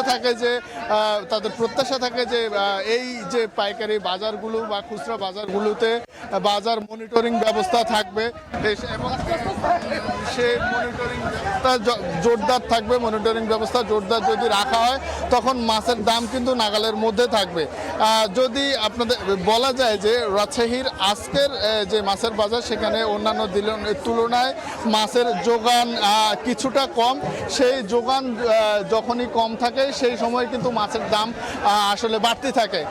অন্য কয়েকদিনের তুলনায় যদি বলা যায় আজকে মাছের দাম অনেকটাই চড়া। তো এই ছিল আমার কাছে রাজশাহীর যে নদাপাড়া মাছের বাজার, সেখান থেকে তার সর্বশেষ খবর। শাহিন আলম, রাজশাহী থেকে। যশোরের অভয়নগরে অবৈধ চুল্লিতে অবাধে কাঠ পুড়িয়ে তৈরি হচ্ছে কয়লা। বিভিন্ন গাছ কেটে সরবরাহ করা হচ্ছে এসব চুল্লিতে। কারখানা থেকে ধোঁয়া ছড়িয়ে পড়ছে আশপাশের এলাকায়। এতে স্বাস্থ্য ঝুঁকিতে স্থানীয়রা। শিগগিরই অভিযান চালানোর আশ্বাস স্থানীয় প্রশাসনের। জুয়েল মৃধার পাঠানো তথ্য, আবুল কালাম আজাদের ছবি নিয়ে রিপোর্ট। গম্বুজাকৃতির চুল্লিতে জ্বলছে কাঠ, তৈরি করা হচ্ছে কয়লা। বাতাসের মাধ্যমে ধোঁয়া ছড়িয়ে পড়ছে আশপাশে। যশোরের অভয়নগরের সিদ্দিপাশা ইউনিয়নের নদী তীর ঘেঁষে গড়ে উঠেছে শতাধিক কয়লা তৈরির কারখানা। মাটি, ইট ও কাঠের গুঁড়ো মিশিয়ে তৈরি করা এসব চুল্লিতে প্রতিদিন শত শত মন কাঠ পোড়ানো হচ্ছে। প্রেমবাগ, চেঙ্গুটিয়া, চাঁদখালী ও পেরুলি গ্রামেও রয়েছে এ ধরনের চুল্লি, অথচ এসব কয়লা কারখানার নেই কোনো সরকারি অনুমোদন। এলাকাবাসীর অভিযোগ, চুল্লি নির্মাণের পরপরই ধোঁয়ার কারণে শ্বাসকষ্ট সহ ফুসফুসজনিত রোগে আক্রান্তের সংখ্যা বাড়ছে। শীঘ্রই এসব অবৈধ কারখানা বন্ধের দাবি তাদের। আমাদের তো সব রকম ক্ষতি আছে, শ্বাস নিঃশ্বাসের কষ্ট আছে, এর পাশে একটি স্কুল আছে, বাচ্চাদেরও ক্ষতি হচ্ছে, গাছপালারও ক্ষতি, মানুষেরও ক্ষতি হচ্ছে। আমরা এগুলোর বন্ধ চাই, প্রতিকার চাই। এ নিয়ে ক্যামেরার সামনে কথা বলতে রাজি হননি কোনো কারখানার মালিক। তবে মুঠোফোনে মালিক পক্ষের একজন দাবি করেন, কারখানার কারণে কর্মসংস্থান হয়েছে অনেক গরিব পরিবারের। কর্মসংস্থানের ব্যবস্থা হয় এদের দ্বারা। 200 চুলো আছে, অনেক ফ্যামিলি আছে। শীঘ্রই অবৈধ কয়লা কারখানার ব্যবসা বন্ধে অভিযান চালানোর আশ্বাস স্থানীয় প্রশাসনের। কাঠের চুল্লির ওখানে গিয়ে কাউকে পাওয়া যায় না, সম্ভবত মাঝপথেই ওনারা জেনে যান কোনো একভাবে। তো এবার আমরা চেষ্টা করব যাতে ওনারা জানতে না পারেন এবং সেখানে গিয়ে আইনগত ব্যবস্থা নেয়। চুল্লি ব্যবসায়ীদের তথ্য মতে অভয়নগর উপজেলার কয়লা কারখানাগুলোতে বার্ষিক বাণিজ্য হয় প্রায় 150 কোটি টাকা। সময় সংবাদ, যশোর। টানা বৃষ্টি ও পাহাড়ি ঢলে তলিয়ে গেছে বান্দরবানের নাইক্ষংছড়ির ঘুমধুম ও তুমব্রু এলাকার 5টি গ্রাম। এতে পানিবন্দী হয়ে পড়েছেন সীমান্ত এলাকার কয়েক হাজার মানুষ। রাস্তাঘাট তলিয়ে বন্ধ অভ্যন্তরীণ সড়ক যোগাযোগ। পাহাড়ি জনপদের চারিদিকে থই থই পানি, রাস্তাঘাট, বাড়িঘর সহ পুরো এলাকা টুইটম্বুর। গত 2 দিনের টানা বর্ষণ ও পাহাড়ি ঢলে প্লাবিত বান্দরবানের নাইক্ষংছড়ির ঘুমধুম ও তুমরু এলাকার বিস্তীর্ণ এলাকা। পানিবন্দী হয়ে পড়েছেন সীমান্তবর্তী 5 গ্রামের কয়েক হাজার বাসিন্দা। রাস্তাঘাট তলিয়ে বন্ধ হয়ে পড়েছে অভ্যন্তরীণ সড়ক যোগাযোগ ব্যবস্থা। তুমরু এলাকায় পানিতে ভেসে নিখোঁজ 5ম শ্রেণীর এক শিক্ষার্থী। ঘরবাড়ি পানির নিচে থাকায় দুর্ভোগে স্থানীয় বাসিন্দারা। রাস্তা ভাঙ্গা ছোট হয়ে গেছে, ওখান থেকে আমাদের চলাচল করতে অসুবিধা হয়ে যাচ্ছে, গাড়িগুলো পার করতে পারতেছে না, আমরা আতঙ্কের মধ্যে আছি। ড্রাইভার গুলো এখানে পানিবন্দিতে বাড়ি ঘরের কোনো খবর নিতে পারতেছে না, কেহ ছেলেবেলে কাঁদতেছে, খবর করছে, মোবাইলের বিচ্ছিন্ন যোগাযোগ পর্যন্ত বিচ্ছিন্ন। পানিবন্দী বাসিন্দাদের ত্রাণ সহায়তা ও নিরাপদে সরিয়ে নিতে কাজ করছে উপজেলা প্রশাসন। 60 বা 65 যে পরিবারটি আছে, সহযোগিতা করে আমরা ব্যবস্থা নিব, আর আমরা সার্বক্ষণিক মেম্বারের সাথে আমাদের যোগাযোগ অব্যাহত আছে। এর আগে গত বছরের 7 আগস্ট টানা বৃষ্টি ও পাহাড়ি ঢলে সাঙ্গু ও মাতামুহুরী নদীর পানি বেড়ে বান্দরবানে সৃষ্টি হয় বন্যার। এম.এ. জাকির, সময় সংবাদ, বান্দরবান। কক্সবাজারে টানা ভারী বর্ষণে পানি জমেছে 5টি ইউনিয়নে। জলাবদ্ধতায় চরম ভোগান্তিতে কয়েক হাজার মানুষ। গত 2 দিনে টানা বর্ষণে উখিয়া উপজেলার 30 গ্রামের সব রাস্তাঘাট পানিতে তলিয়ে গেছে। ঘর বাড়িতে পানি ঢুকে যাওয়ায় অনেকেই আশ্রয় কেন্দ্রে চলে যান। মঙ্গলবার রাত থেকে অনেক মানুষ না খেয়ে রয়েছেন। এখনও দুর্গত এলাকায় কোনো ত্রাণ পৌঁছায়নি বলে অভিযোগ ভুক্তভোগীদের। পানিবন্দী মানুষের জন্য দ্রুত সরকারি সহায়তার দাবি জানিয়েছেন স্থানীয় জনপ্রতিনিধিরা। অনেক বৃষ্টি হয়েছে আমার বাড়িতে, পানিতে ডুবে গেছে, বাড়িতে খাওয়ানোর জন্য কিছু নেই, শুকনা বন আমি নিয়ে যাচ্ছি বাসার জন্য। পানি ঢুকিয়ে গরু চললে এখন বেশি সমস্যা, এখন মানুষ যাতায়াতের বেশি কষ্ট আছে। মা বাবা ভাই বোন নিয়ে চলে যাচ্ছি আশ্রয় কেন্দ্র। রাত থেকে প্রায় 20টি গ্রামের 10,000 মানুষ পানিবন্দী হয়ে আছে। গ্রামীণ অবকাঠামো রয়েছে, সড়কগুলো রয়েছে, তা সম্পূর্ণ বিধ্বস্ত হয়ে গিয়েছে। গাজীপুরে খুচরা বাজারে বেড়েছে সব ধরনের সবজির দাম, তবে সরবরাহের চেয়ে ক্রেতা কম থাকায় কিছুটা কমেছে ব্রয়লার মুরগির দাম। বাজার পরিস্থিতি জানাতে জয়দেবপুরে আছেন সহকর্মী রাজিবুল হাসান। বিস্তারিত জানতে সরাসরি যাব তার কাছে। অস্থিতিশীল পরিস্থিতির মধ্যেও শাকসবজির বাজারের সরবরাহ ঠিক রয়েছে। আমরা বাজার ঘুরে যে পরিস্থিতি দেখলাম, যে বাজারের যে সরবরাহ সেটি কিন্তু ঠিক রয়েছে এবং ক্রেতারা কিনছেন। শাকসবজির প্রতিটি শাকসবজিতে দাম বেড়েছে 3 থেকে 4 টাকা, কোনোটাতে আরও বেশি। আমরা যেখানে রয়েছি এটি গাজীপুরের জয়দেবপুরে। আপনারা জানেন যে শিল্প অধ্যুষিত একটি এলাকা গাজীপুর, এবং এই এলাকায় প্রচুর সংখ্যক ভাসমান লোক রয়েছে যারা কর্মের সন্ধানে বিভিন্ন জায়গা থেকে গাজীপুরে অবস্থান করে থাকে। তারা মূলত এই বাজারগুলোতে কেনাকাটা করেন। এখনকার পরিস্থিতি যদি বলি যে এই বাজারে শাকসবজি বিক্রি হচ্ছে, অর্থাৎ যদি আমি সবগুলো মিলিয়ে বলি 60 টাকার নিচে কোনো ধরনের শাকসবজি পাওয়াটা খুবই দুষ্কর, যে কারণে সাধারণ মানুষ বলছেন যে এটি আসলে কমার কথা এই সিজনে, কিন্তু সেই জায়গাটিতে আসলে একই রকমভাবে বিক্রি হচ্ছে। তবে বাজারের অন্যান্য যে জিনিসপত্র রয়েছে, অর্থাৎ ব্রয়লার মুরগির দাম কিছুটা কমেছে শুধুমাত্র এই আন্দোলন কিংবা এই পরিস্থিতির মধ্যে। সরবরাহ ব্রয়লার মুরগির কিছুটা কমে গিয়েছিল গত কয়েকদিন, সেই কারণে মূলত এই ব্রয়লার মুরগির দাম কমেছে। অর্থাৎ এখন এই মুহূর্তে ব্রয়লার মুরগি 150 থেকে 55 টাকায় বিক্রি হচ্ছে বাজারে। যারা খামারি তারা বলছেন যে এই যে খামার থেকে মুরগি ক্রয় করা, গত কয়েকদিন খামার থেকে নিয়মিতভাবে মুরগি বিক্রি করতে খুবই কষ্ট হয়েছে। রাস্তাঘাটে যেহেতু যানবাহন চলাচল করতে কিছুটা সমস্যা হচ্ছিল, সেই কারণে কিন্তু খামারিদের কিছুটা ভোগান্তি তৈরি হয়েছিল, তবে সেটি স্বাভাবিক হতে শুরু করেছে।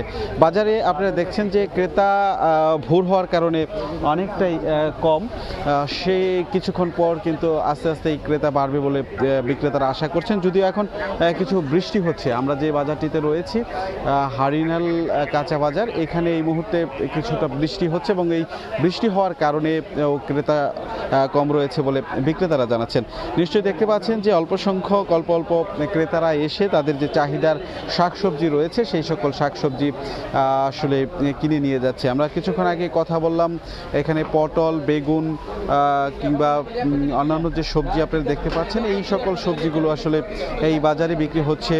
পটল কিছুক্ষণ আগে আমরা জিজ্ঞেস করেছিলাম 60 টাকার উপরে, এবং বেগুন একই রকম। অর্থাৎ যেটি দিয়ে শুরু করেছিলাম যে 60 টাকার নিচে কোনো ধরনের সবজি নেই। বিক্রেতারা বলছেন যে বাজারের যে পরিস্থিতি, একবার কোনো জিনিসের দাম বাড়লে সেটি আসলে কিন্তু কোনোভাবেই কমানো যায় না, যে কারণে ক্রেতাদের নাবিশ্বাস অবস্থা লেগেই থাকে। এবং এই পরিস্থিতি ভয়াবহ হয় যখন বৃষ্টি কিংবা অন্য কিছু হলে সেটির অজুহাতেও কিন্তু 5 থেকে 60 টাকা বেড়ে যায় এই সবজির দাম। সাধারণ মানুষের বারবার দাবি একই, সেটি হচ্ছে খুচরা পর্যায়ে যে বাজার, অর্থাৎ এই সকল বাজারগুলোতে মনিটরিং জোরদার করার দাবি রয়েছে, এবং স্থানীয় প্রশাসন যেখানে এই বাজারগুলোতে আসলে নিয়মিত বাজার মনিটরিং কিংবা কোনটির দর দাম বাড়লো, কিংবা এই বাজারগুলোতে তাদের যে তালিকা টানানোর কথা, দরদাম তালিকা, সেটিও কিন্তু আসলে টানানো হয়নি। মূলত এইভাবেই বাজারের ক্রেতারা বিক্রেতারা তাদের কার্যক্রম চালিয়ে যাচ্ছে। তো এই ছিল আমার কাছ থেকে থাকা বাজার পরিস্থিতির সবশেষ তথ্য। গাজীপুর থেকে সহকর্মী রাজিবুল হাসান। 7 বছরেও নির্মাণ হয়নি ঝিনাইদহের 7টি মডেল মসজিদ। এর মধ্যে 3টি আনুষ্ঠানিক উদ্বোধন করা হয়েছে, তবে একটিতে সীমিত পরিসরে চলছে প্রার্থনা। নির্মাণ প্রকল্পের মেয়াদ 2 দফা বাড়ানোর পরও কাজ শেষ না হওয়ায় ক্ষুব্ধ স্থানীয় মুসল্লিরা। সজিবুল ইসলামের ছবিতে লোটাস রহমান সোহাগের রিপোর্ট। সারা দেশের জেলা উপজেলা সদরে 560টি মডেল মসজিদ ও ইসলামী সাংস্কৃতিক কেন্দ্র নির্মাণ প্রকল্পের আওতায় 2017 সালের এপ্রিলে ঝিনাইদহের 6 উপজেলায় শুরু হয় মসজিদ নির্মাণ। তবে 7 বছরেও শেষ হয়নি নির্মাণ কাজ। এলাকাবাসী জানায় 7টি মসজিদের মধ্যে 3টি আনুষ্ঠানিক উদ্বোধন করা হলেও নামমাত্র আংশিক চালু হয়েছে মাত্র একটি। এখনও নির্মাণাধীন শৈলকুপা ডিগ্রি কলেজ এলাকা, কালীগঞ্জের মেন বাস স্ট্যান্ড, হরিণাকুণ্ডু উপজেলা পরিষদ এলাকার মসজিদগুলো। প্রকল্পের মেয়াদ 2 দফা বাড়ানোর পরও কাজ শেষ না হওয়ায় ক্ষুব্ধ স্থানীয় মুসল্লিরা। কাজ অল্প লোকে করা হয়, তার জন্য এই কাজটা একটু স্লো। অন্য মিস্ত্রি কাজ করছিল, তা জানি না, এখন আমরা টাইলস ওই মার্বেলের কাজগুলো করতেছি। দীর্ঘমেয়াদী কাজ হচ্ছে, এখনো পর্যন্ত শেষ হয়নি। কবে নাগাদ হবে এটাও আমরা বলতে পারছি না। নির্মাণ কাজ শেষ করে আমাদের যে সমস্ত সুযোগ সুবিধা জনতাবাসীর জন্য মুক্ত করে দেন। নির্মাণ কাজগুলো সঠিক সময়ে যাতে নির্মাণ কাজ শেষ হয় সেদিকে সরকারের দৃষ্টি দেওয়া উচিত। ঠিকাদাররা বলছেন জমি বুঝে না পাওয়া সহ নানা জটিলতায় কাজ পিছিয়ে গেছে। আশ্বাস দেন এবছরের মধ্যেই কাজ শেষ করার। এখন ফিনিশিং পর্যায়ের কাজ চলছে, আশা করি যে মাস 3-4-এর মধ্যেই এই প্রকল্পটি আমরা হস্তান্তর করতে পারবো। দ্রুত সময়ের মধ্যে কাজ শেষ করতে ঠিকাদারি প্রতিষ্ঠানগুলোকে তাগাদা দেওয়া হচ্ছে বলে জানায় গণপূর্ত বিভাগ। সেপ্টেম্বর মাসে আমাদের জেলা সদর মডেল মসজিদ উদ্বোধনের পরিকল্পনা রয়েছে। অন্য যে 3টি মডেল মসজিদ রয়েছে শৈলকুপা, হরিণাকুণ্ড এবং কালীগঞ্জ, আশা করি আগামী ডিসেম্বর-জানুয়ারির ভিতরে সেগুলো উদ্বোধন উপযোগী করা সম্ভব হবে। গণপূর্ত বিভাগের তথ্য মতে ঝিনাইদহের 7টি মডেল মসজিদ নির্মাণে ব্যয় ধরা হয়েছে 92 কোটি 35 লাখ টাকা। লোটাস রহমান সোহাগ, সময় সংবাদ, ঝিনাইদহ। বাগেরহাটের ঘষিয়াখালী চ্যানেলের 2 কিলোমিটার এলাকায় ভাঙন তীব্র আকার ধারণ করেছে। এরই মধ্যে নদীতে বিলীন বসতবাড়ি, ফসলি জমি ও বিভিন্ন স্থাপনা। প্লাবিত হচ্ছে লোকালয় ও ঘের। এতে চরম ভোগান্তিতে আছেন বাসিন্দারা। ভাঙন রোধে গতানুগতিক আশ্বাস পানি উন্নয়ন বোর্ডের। আলী আকবর টুটুলের পাঠানো তথ্য ও আমিনুল ইসলামের ছবি নিয়ে রিপোর্ট। নদীর তীর ভেঙে হু হু করে পানি ঢুকছে লোকালয়ে, প্লাবিত হচ্ছে বাড়িঘর, ফসলি জমি। 22 জুলাই পূর্ণিমার প্রভাবে জোয়ারের পানির উচ্চতা বেড়ে যায়। এতে বাগেরহাটের রামপাল উপজেলার রমজাইপুর গ্রামে ঘষিয়াখালী চ্যানেল সংলগ্ন 2 কিলোমিটার এলাকায় ভাঙন শুরু হয়। অনেক স্থানে তীর ভেঙে জোয়ারের পানি প্রবেশ করে গ্রামে। নদীগর্ভে চলে যায় তীর সংলগ্ন সড়ক, কয়েকটি বাড়িঘর, গাছপালা সহ নানা স্থাপনা। ঘূর্ণিঝড় রেমালের ক্ষতি কাটিয়ে ওঠার আগেই এমন দুর্যোগে দিশেহারা স্থানীয়রা। সম্পূর্ণ জিনিস আমার ভাঙে চুরে সমস্ত মাল সামার সব চলে গেছে। আমি এখন কোন রকম টিয়ার ফার আছি। ভাঙনের ফলে আমাদের এই ঘর 5 বার সরানো হয়েছে, একবার ভাঙে আবার সরায়নি। ভাঙন রোধে ব্যবস্থা নেওয়ার দাবি স্থানীয় জনপ্রতিনিধির। বেড়িবাঁধের ব্যবস্থা করতো তাহলে খুব সুন্দর হতো, কিংবা আমাদের গ্রামটা টিকে থাকতো। সরকারের কাছে আমাদের এটুক দাবি যে সরকার যাতে এই নদীটা যাতে না ভাঙে, যাতে সেই ব্যবস্থা করে। তবেই এ নিয়ে গতানুগতিক আশ্বাস পানি উন্নয়ন বোর্ডের। জরুরি ভিত্তিতে আমরা কাজ করার জন্য আমরা ঊর্ধ্বতন কর্তৃপক্ষকে জানিয়েছি। ওখান থেকে আমরা যদি অনুমতি পাই আমরা পরবর্তী প্রয়োজনীয় ব্যবস্থা নিব। পানি উন্নয়ন বোর্ডের তথ্য মতে বাগেরহাটের 5 উপজেলায় 12 কিলোমিটার এলাকা বর্তমানে ভাঙনের ঝুঁকিতে রয়েছে। সময় সংবাদ, বাগেরহাট। আন্তর্জাতিক প্রসঙ্গ। হামাস প্রধান ইসমাইল হানিয়ার হত্যাকাণ্ডের পেছনে জড়িত নয় বাইডেন প্রশাসন। বুধবার গণমাধ্যমে দেয়া এক সাক্ষাৎকারে এমন মন্তব্য করেন মার্কিন পররাষ্ট্রমন্ত্রী অ্যান্টনি ব্লিংকেন। হানিয়া হত্যাকাণ্ডের বিষয়ে যুক্তরাষ্ট্রের কাছে আগে থেকে কোনো তথ্য ছিল না বলেও দাবি করেন তিনি। একই সঙ্গে গাজায় যুদ্ধবিরতির ওপর গুরুত্ব আরোপ করেন অ্যান্টনি ব্লিংকেন। বুধবার স্থানীয় সময় ভোরে ইরানের রাজধানী তেহরানে নিহত হন হামাস প্রধান ইসমাইল হানিয়া। এদিন হানিয়ার আবাসস্থলে হামলা চালিয়ে দেহরক্ষী সহ তাকে হত্যা করা হয়েছে বলে জানায় ইরানের রেভলিউশনারি গার্ড বাহিনী। হামাস নেতা নিহতের দায় ইসরায়েলের উপর চাপায় বিভিন্ন দেশ। ঘটনার সঙ্গে যুক্তরাষ্ট্র জড়িত কিনা এমন প্রশ্নও উঠে আসে। তবে এই ঘটনায় মার্কিন প্রশাসনের অবস্থান পরিষ্কার করলেন দেশটির পররাষ্ট্রমন্ত্রী অ্যান্টনি ব্লিংকেন।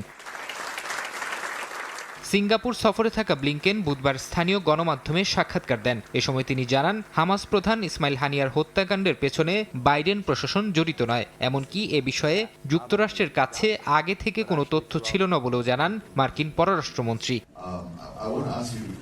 তবে হামাস প্রধান নিহতের পর যুদ্ধবিরতির আলোচনা মুখ থুবড়ে পড়বে কিনা এমন প্রশ্নের কোনো জবাব দেননি মার্কিন পররাষ্ট্রমন্ত্রী। যদিও হামাস নেতা হত্যা ইস্যুর চেয়েও গাজায় যুদ্ধবিরতিকেই বড় করে দেখার কথা জানান অ্যান্টনি ব্লিংকেন। ফারহাদ চৌধুরী, সময় সংবাদ। অবরুদ্ধ গাজা উপত্যকায় দখলদার বাহিনীর হামলায় প্রাণ হারালো আল জাজিরার আরও 2 সাংবাদিক। বুধবার গাজা সিটির একটি শরণার্থী শিবিরে বিমান হামলা চালালে কাতার ভিত্তিক এই সংবাদ মাধ্যমের আরবি বিভাগের 2 সাংবাদিক নিহত হন। এ ঘটনার তীব্র নিন্দা জানিয়েছে আল জাজিরা এবং তারা বলছে গাজায় ইসরায়েলের নৃশংস বর্বরতার খবর প্রকাশ করায় সাংবাদিকদের টার্গেট করে হত্যা করেছে দখলদার ইসরায়েল। গেল 7 অক্টোবর থেকে গাজায় ইসরায়েলি আগ্রাসন শুরুর পর এ পর্যন্ত 165 জন সাংবাদিক ইসরায়েলি হামলায় প্রাণ হারালেন। কামালা হ্যারিস কৃষ্ণাঙ্গ নাকি ভারতীয়? সাবেক মার্কিন প্রেসিডেন্ট ডোনাল্ড ট্রাম্পের এমন কটাক্ষের জেরে উত্তপ্ত মার্কিন রাজনীতি। রিপাবলিকান নেতার ওই মন্তব্যের তীব্র নিন্দা জানিয়ে হোয়াইট হাউস বলছে, ট্রাম্পের এমন বক্তব্য যুক্তরাষ্ট্রে আরও বিভাজন তৈরি করবে। এরই মধ্যে ডোনাল্ড ট্রাম্পকে নির্বাচনী বিতর্কের চ্যালেঞ্জ ছুড়ে দিয়েছেন ডেমোক্রেটিক পার্টির প্রেসিডেন্ট প্রার্থী কামালা হ্যারিস। বাইডেনের সঙ্গে দ্বিতীয় বিতর্কে রাজি হলেও কামালার চ্যালেঞ্জে এখনও সাড়া দেননি ট্রাম্প। নতুন জরিপে ট্রাম্পকে পেছনে ফেলে জনপ্রিয়তায় এগিয়েছেন হ্যারিস। যুক্তরাষ্ট্র থেকে লস্কর আল মামুনের রিপোর্ট। মার্কিন প্রেসিডেন্ট নির্বাচনী দৌড় থেকে বাইডেন সরে দাঁড়ানোর পর সেই জায়গায় কামালা হ্যারিস আশায় যেন ডেমোক্রেটিক শিবিরে জোয়ার বইতে শুরু করেছে।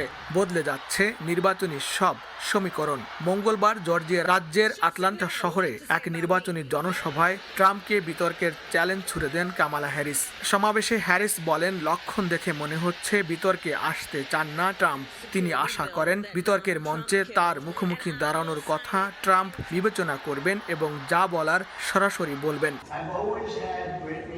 নির্বাচনের পূর্বে যুক্তরাষ্ট্রের প্রধান দুই দল ডেমোক্রেটিক ও রিপাবলিকান পার্টির দুই প্রার্থীর 3 দফা মুখোমুখি বিতর্ক হওয়ার কথা থাকলেও বাইডেনের জায়গায় কামালা হ্যারিস আশায় পরবর্তী বিতর্ক নিয়ে দেখা দিয়েছে অনিশ্চয়তা।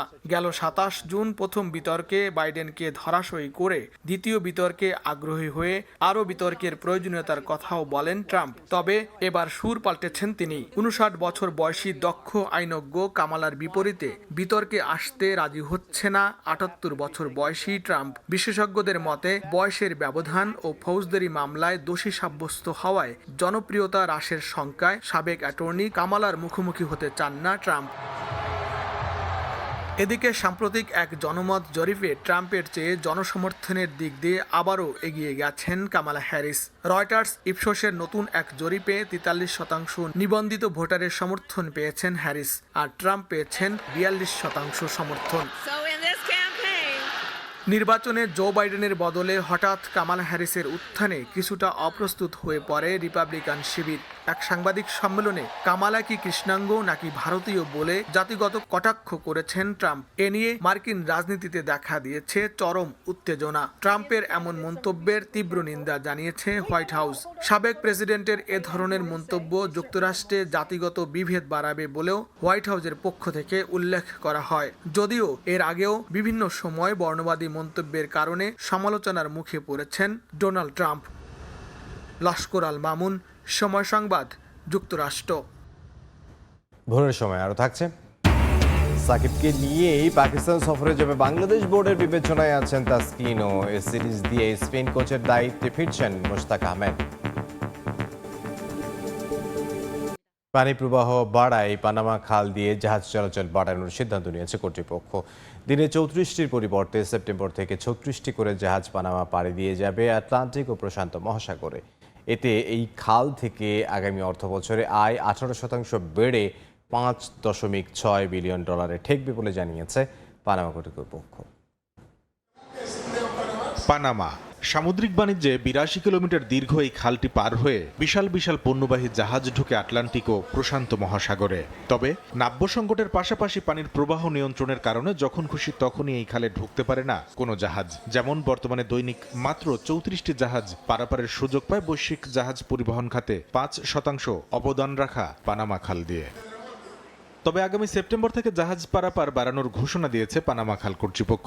জানানো হয়েছে সেপ্টেম্বর থেকে 36টি করে জাহাজ চলাচল করবে পানামা দিয়ে। আগাম বর্ষাকালই শিপিং লাইনগুলোকে এই সুযোগ করে দিচ্ছে বলেও রয়টার্সের খবরে বলা হয়েছে। বর্তমানে আমরা প্রতিদিন 34টি করে জাহাজ পারাপার করছি। 5 আগস্ট থেকে এটি 35টি হবে। সেপ্টেম্বর থেকে দিনে 36টি জাহাজ পানামা পাড়ি দিতে পারবে বলে আশা করছি। এমনকি পরের গ্রীষ্মেও স্লট কমাতে হবে না বলে আশাবাদী গেল বছর স্মরণকালের তৃতীয় সর্বোচ্চ শুষ্কতা দেখা পানামা কর্তৃপক্ষ। তাই অক্টোবর থেকে শুরু হওয়া নতুন অর্থ বছরে খালটির রাজস্ব আদায় 18% বেড়ে $5.6 বিলিয়ন ঠেকবে বলেও আশাবাদী তারা। এই খাল দিয়ে বিভিন্ন আকারের জাহাজ চলাচল করে। তেল ও দানাদার খাদ্য যেমন বহন করা হয়, তেমনি ইস্পাতের মতো শক্ত পণ্য ও কাঁচামাল পার হয় জল নিয়ন্ত্রিত পানামা দিয়ে। তাই আমরা চাইলেই স্থল পথের মতো করে পণ্য পরিবহনের সুযোগ করে দিতে পারি না। কিছুদিন আগে খাল দিয়ে পাড়ি দেওয়ার জন্য 21 দিন পর্যন্ত অপেক্ষা করার ধৈর্য নিয়ে লাইনে থাকতো 100-র বেশি জাহাজ, যা ধীরে ধীরে কমছে এমন দাবি করে কর্তৃপক্ষ বলছে জাহাজ পরিবহন সেবায় সঠিক পথেই রয়েছে পানামা। কামরুল হাসান সবুজ, সময় সংবাদ। বাংলাদেশে কোটা আন্দোলনকে কেন্দ্র করে রাষ্ট্রীয় সম্পদ ধ্বংসের প্রতিবাদে বেলজিয়ামের ব্রাসেলসে ইউ সদর দফতরের সামনে মানববন্ধন করেছে প্রবাসী বাংলাদেশিরা। এতে অংশ নিয়ে বক্তারা বলেন, ছাত্রদের আন্দোলনকে ভিন্ন খাতে প্রবাহিত করে দেশকে ধ্বংসের পাঁয়তারা করছে একটি গোষ্ঠী। এ বিষয়ে প্রবাসীদের সজাগ থাকার আহ্বান তাদের।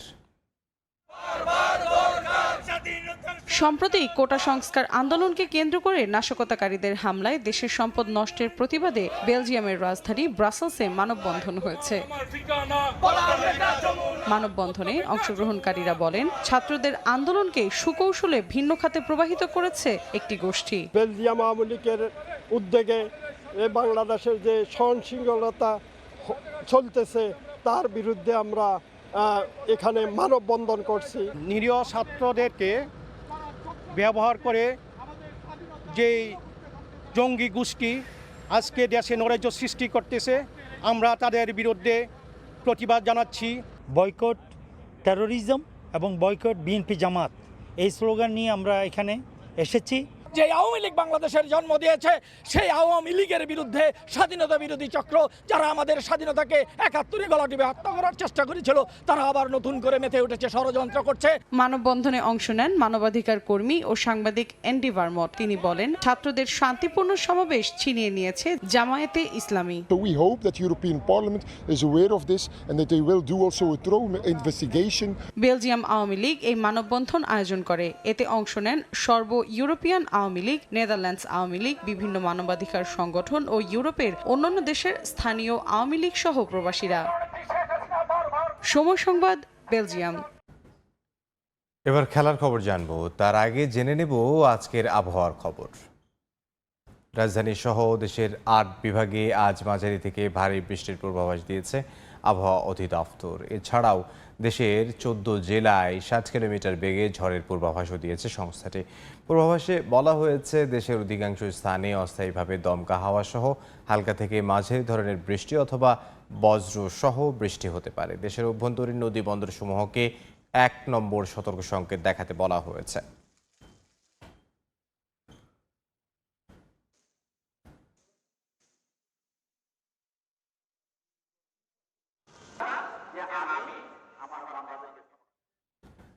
(2025) বিশ্ব চ্যাম্পিয়ন ট্রফি পর্যন্ত চন্দ্রিকা হাথুরু সিংই থাকছেন বাংলাদেশ দলের হেড কোচ। তার অধীনে সবশেষ ওয়ানডে ও টি-20 বিশ্বকাপে চরম ব্যর্থ টাইগাররা ড্রেসিং রুমের পরিবেশ কিংবা ক্রিকেটারদের অ্যাপ্রোচ সবকিছু নিয়েই রয়েছে সমালোচনা। তবুও কোনো এক অজানা কারণে আরও এক আইসিসি ইভেন্টে এই লঙ্কান কোচের উপরই পূর্ণ আস্থা বিসিবির।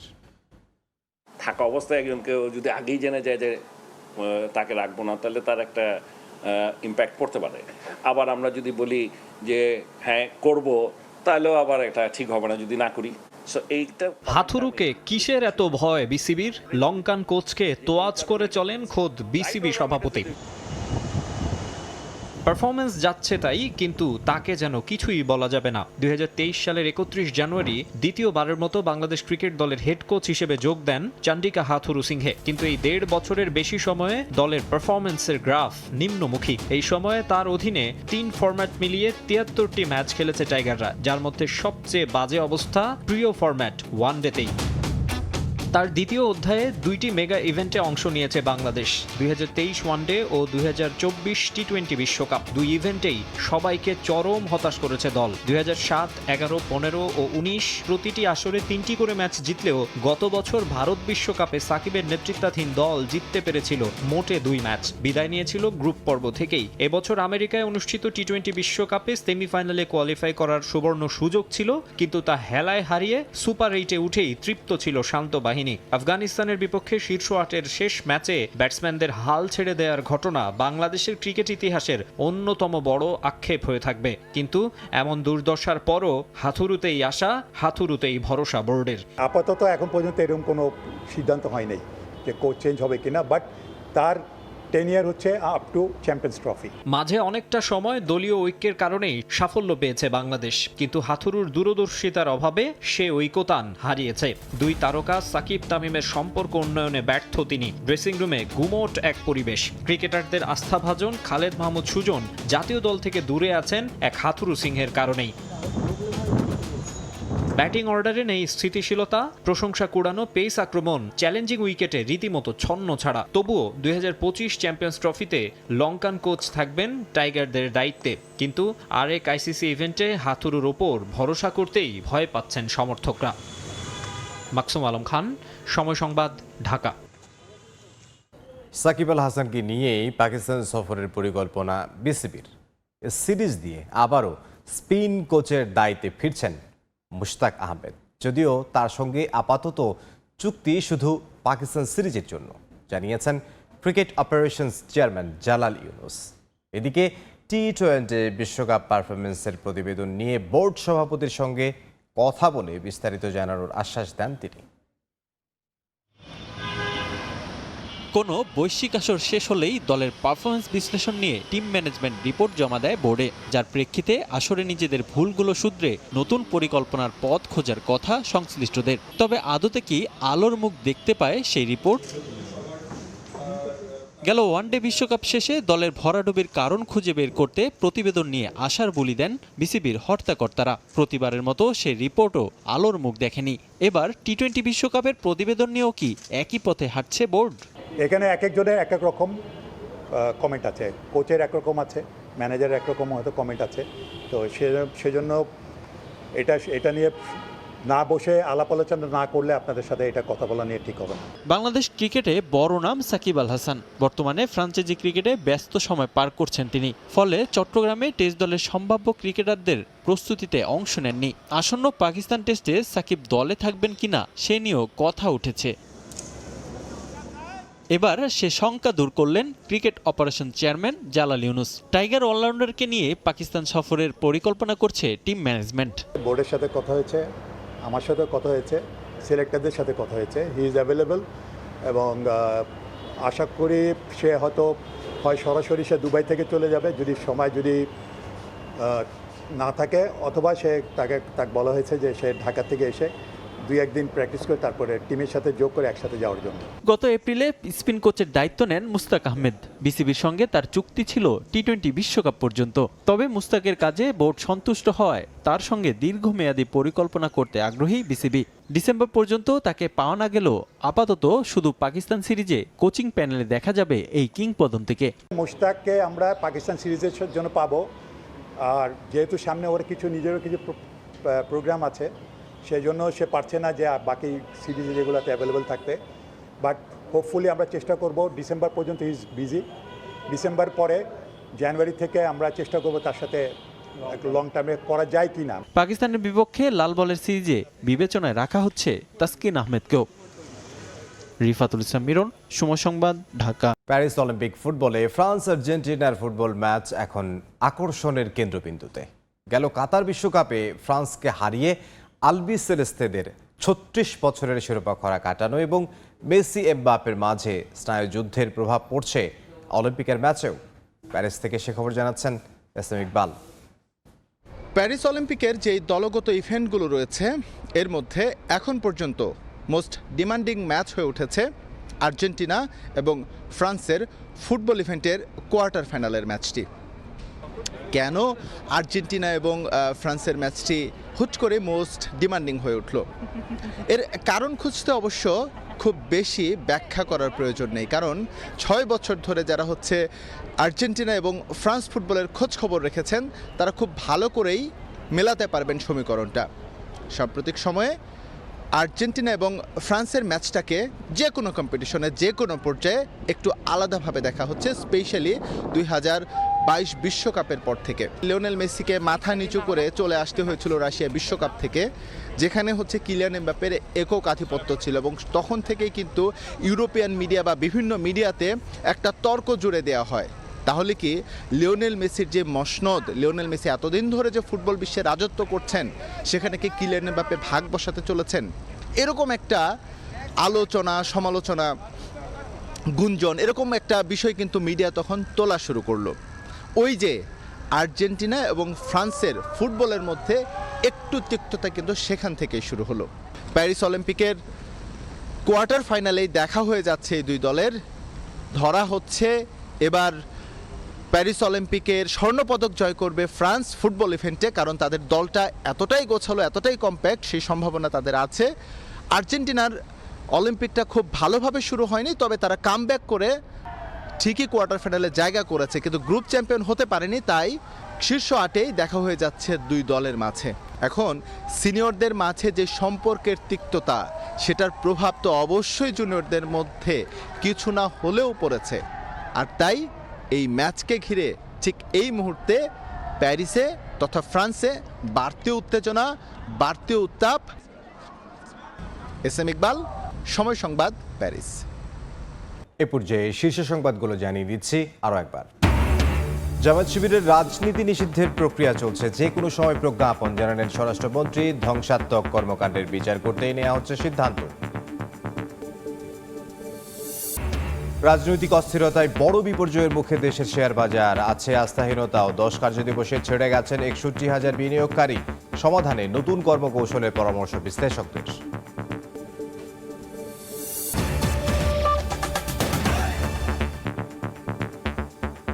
এ ছিল ভোরের সময়। এরপর সকালের সময়ের সঙ্গে থাকবেন সহকর্মী কনক আজাদ। ধন্যবাদ এমদাদ। সকালের সময় নিয়ে ফিরছে কিছুক্ষণ পর, সঙ্গে থাকুন সময়ের।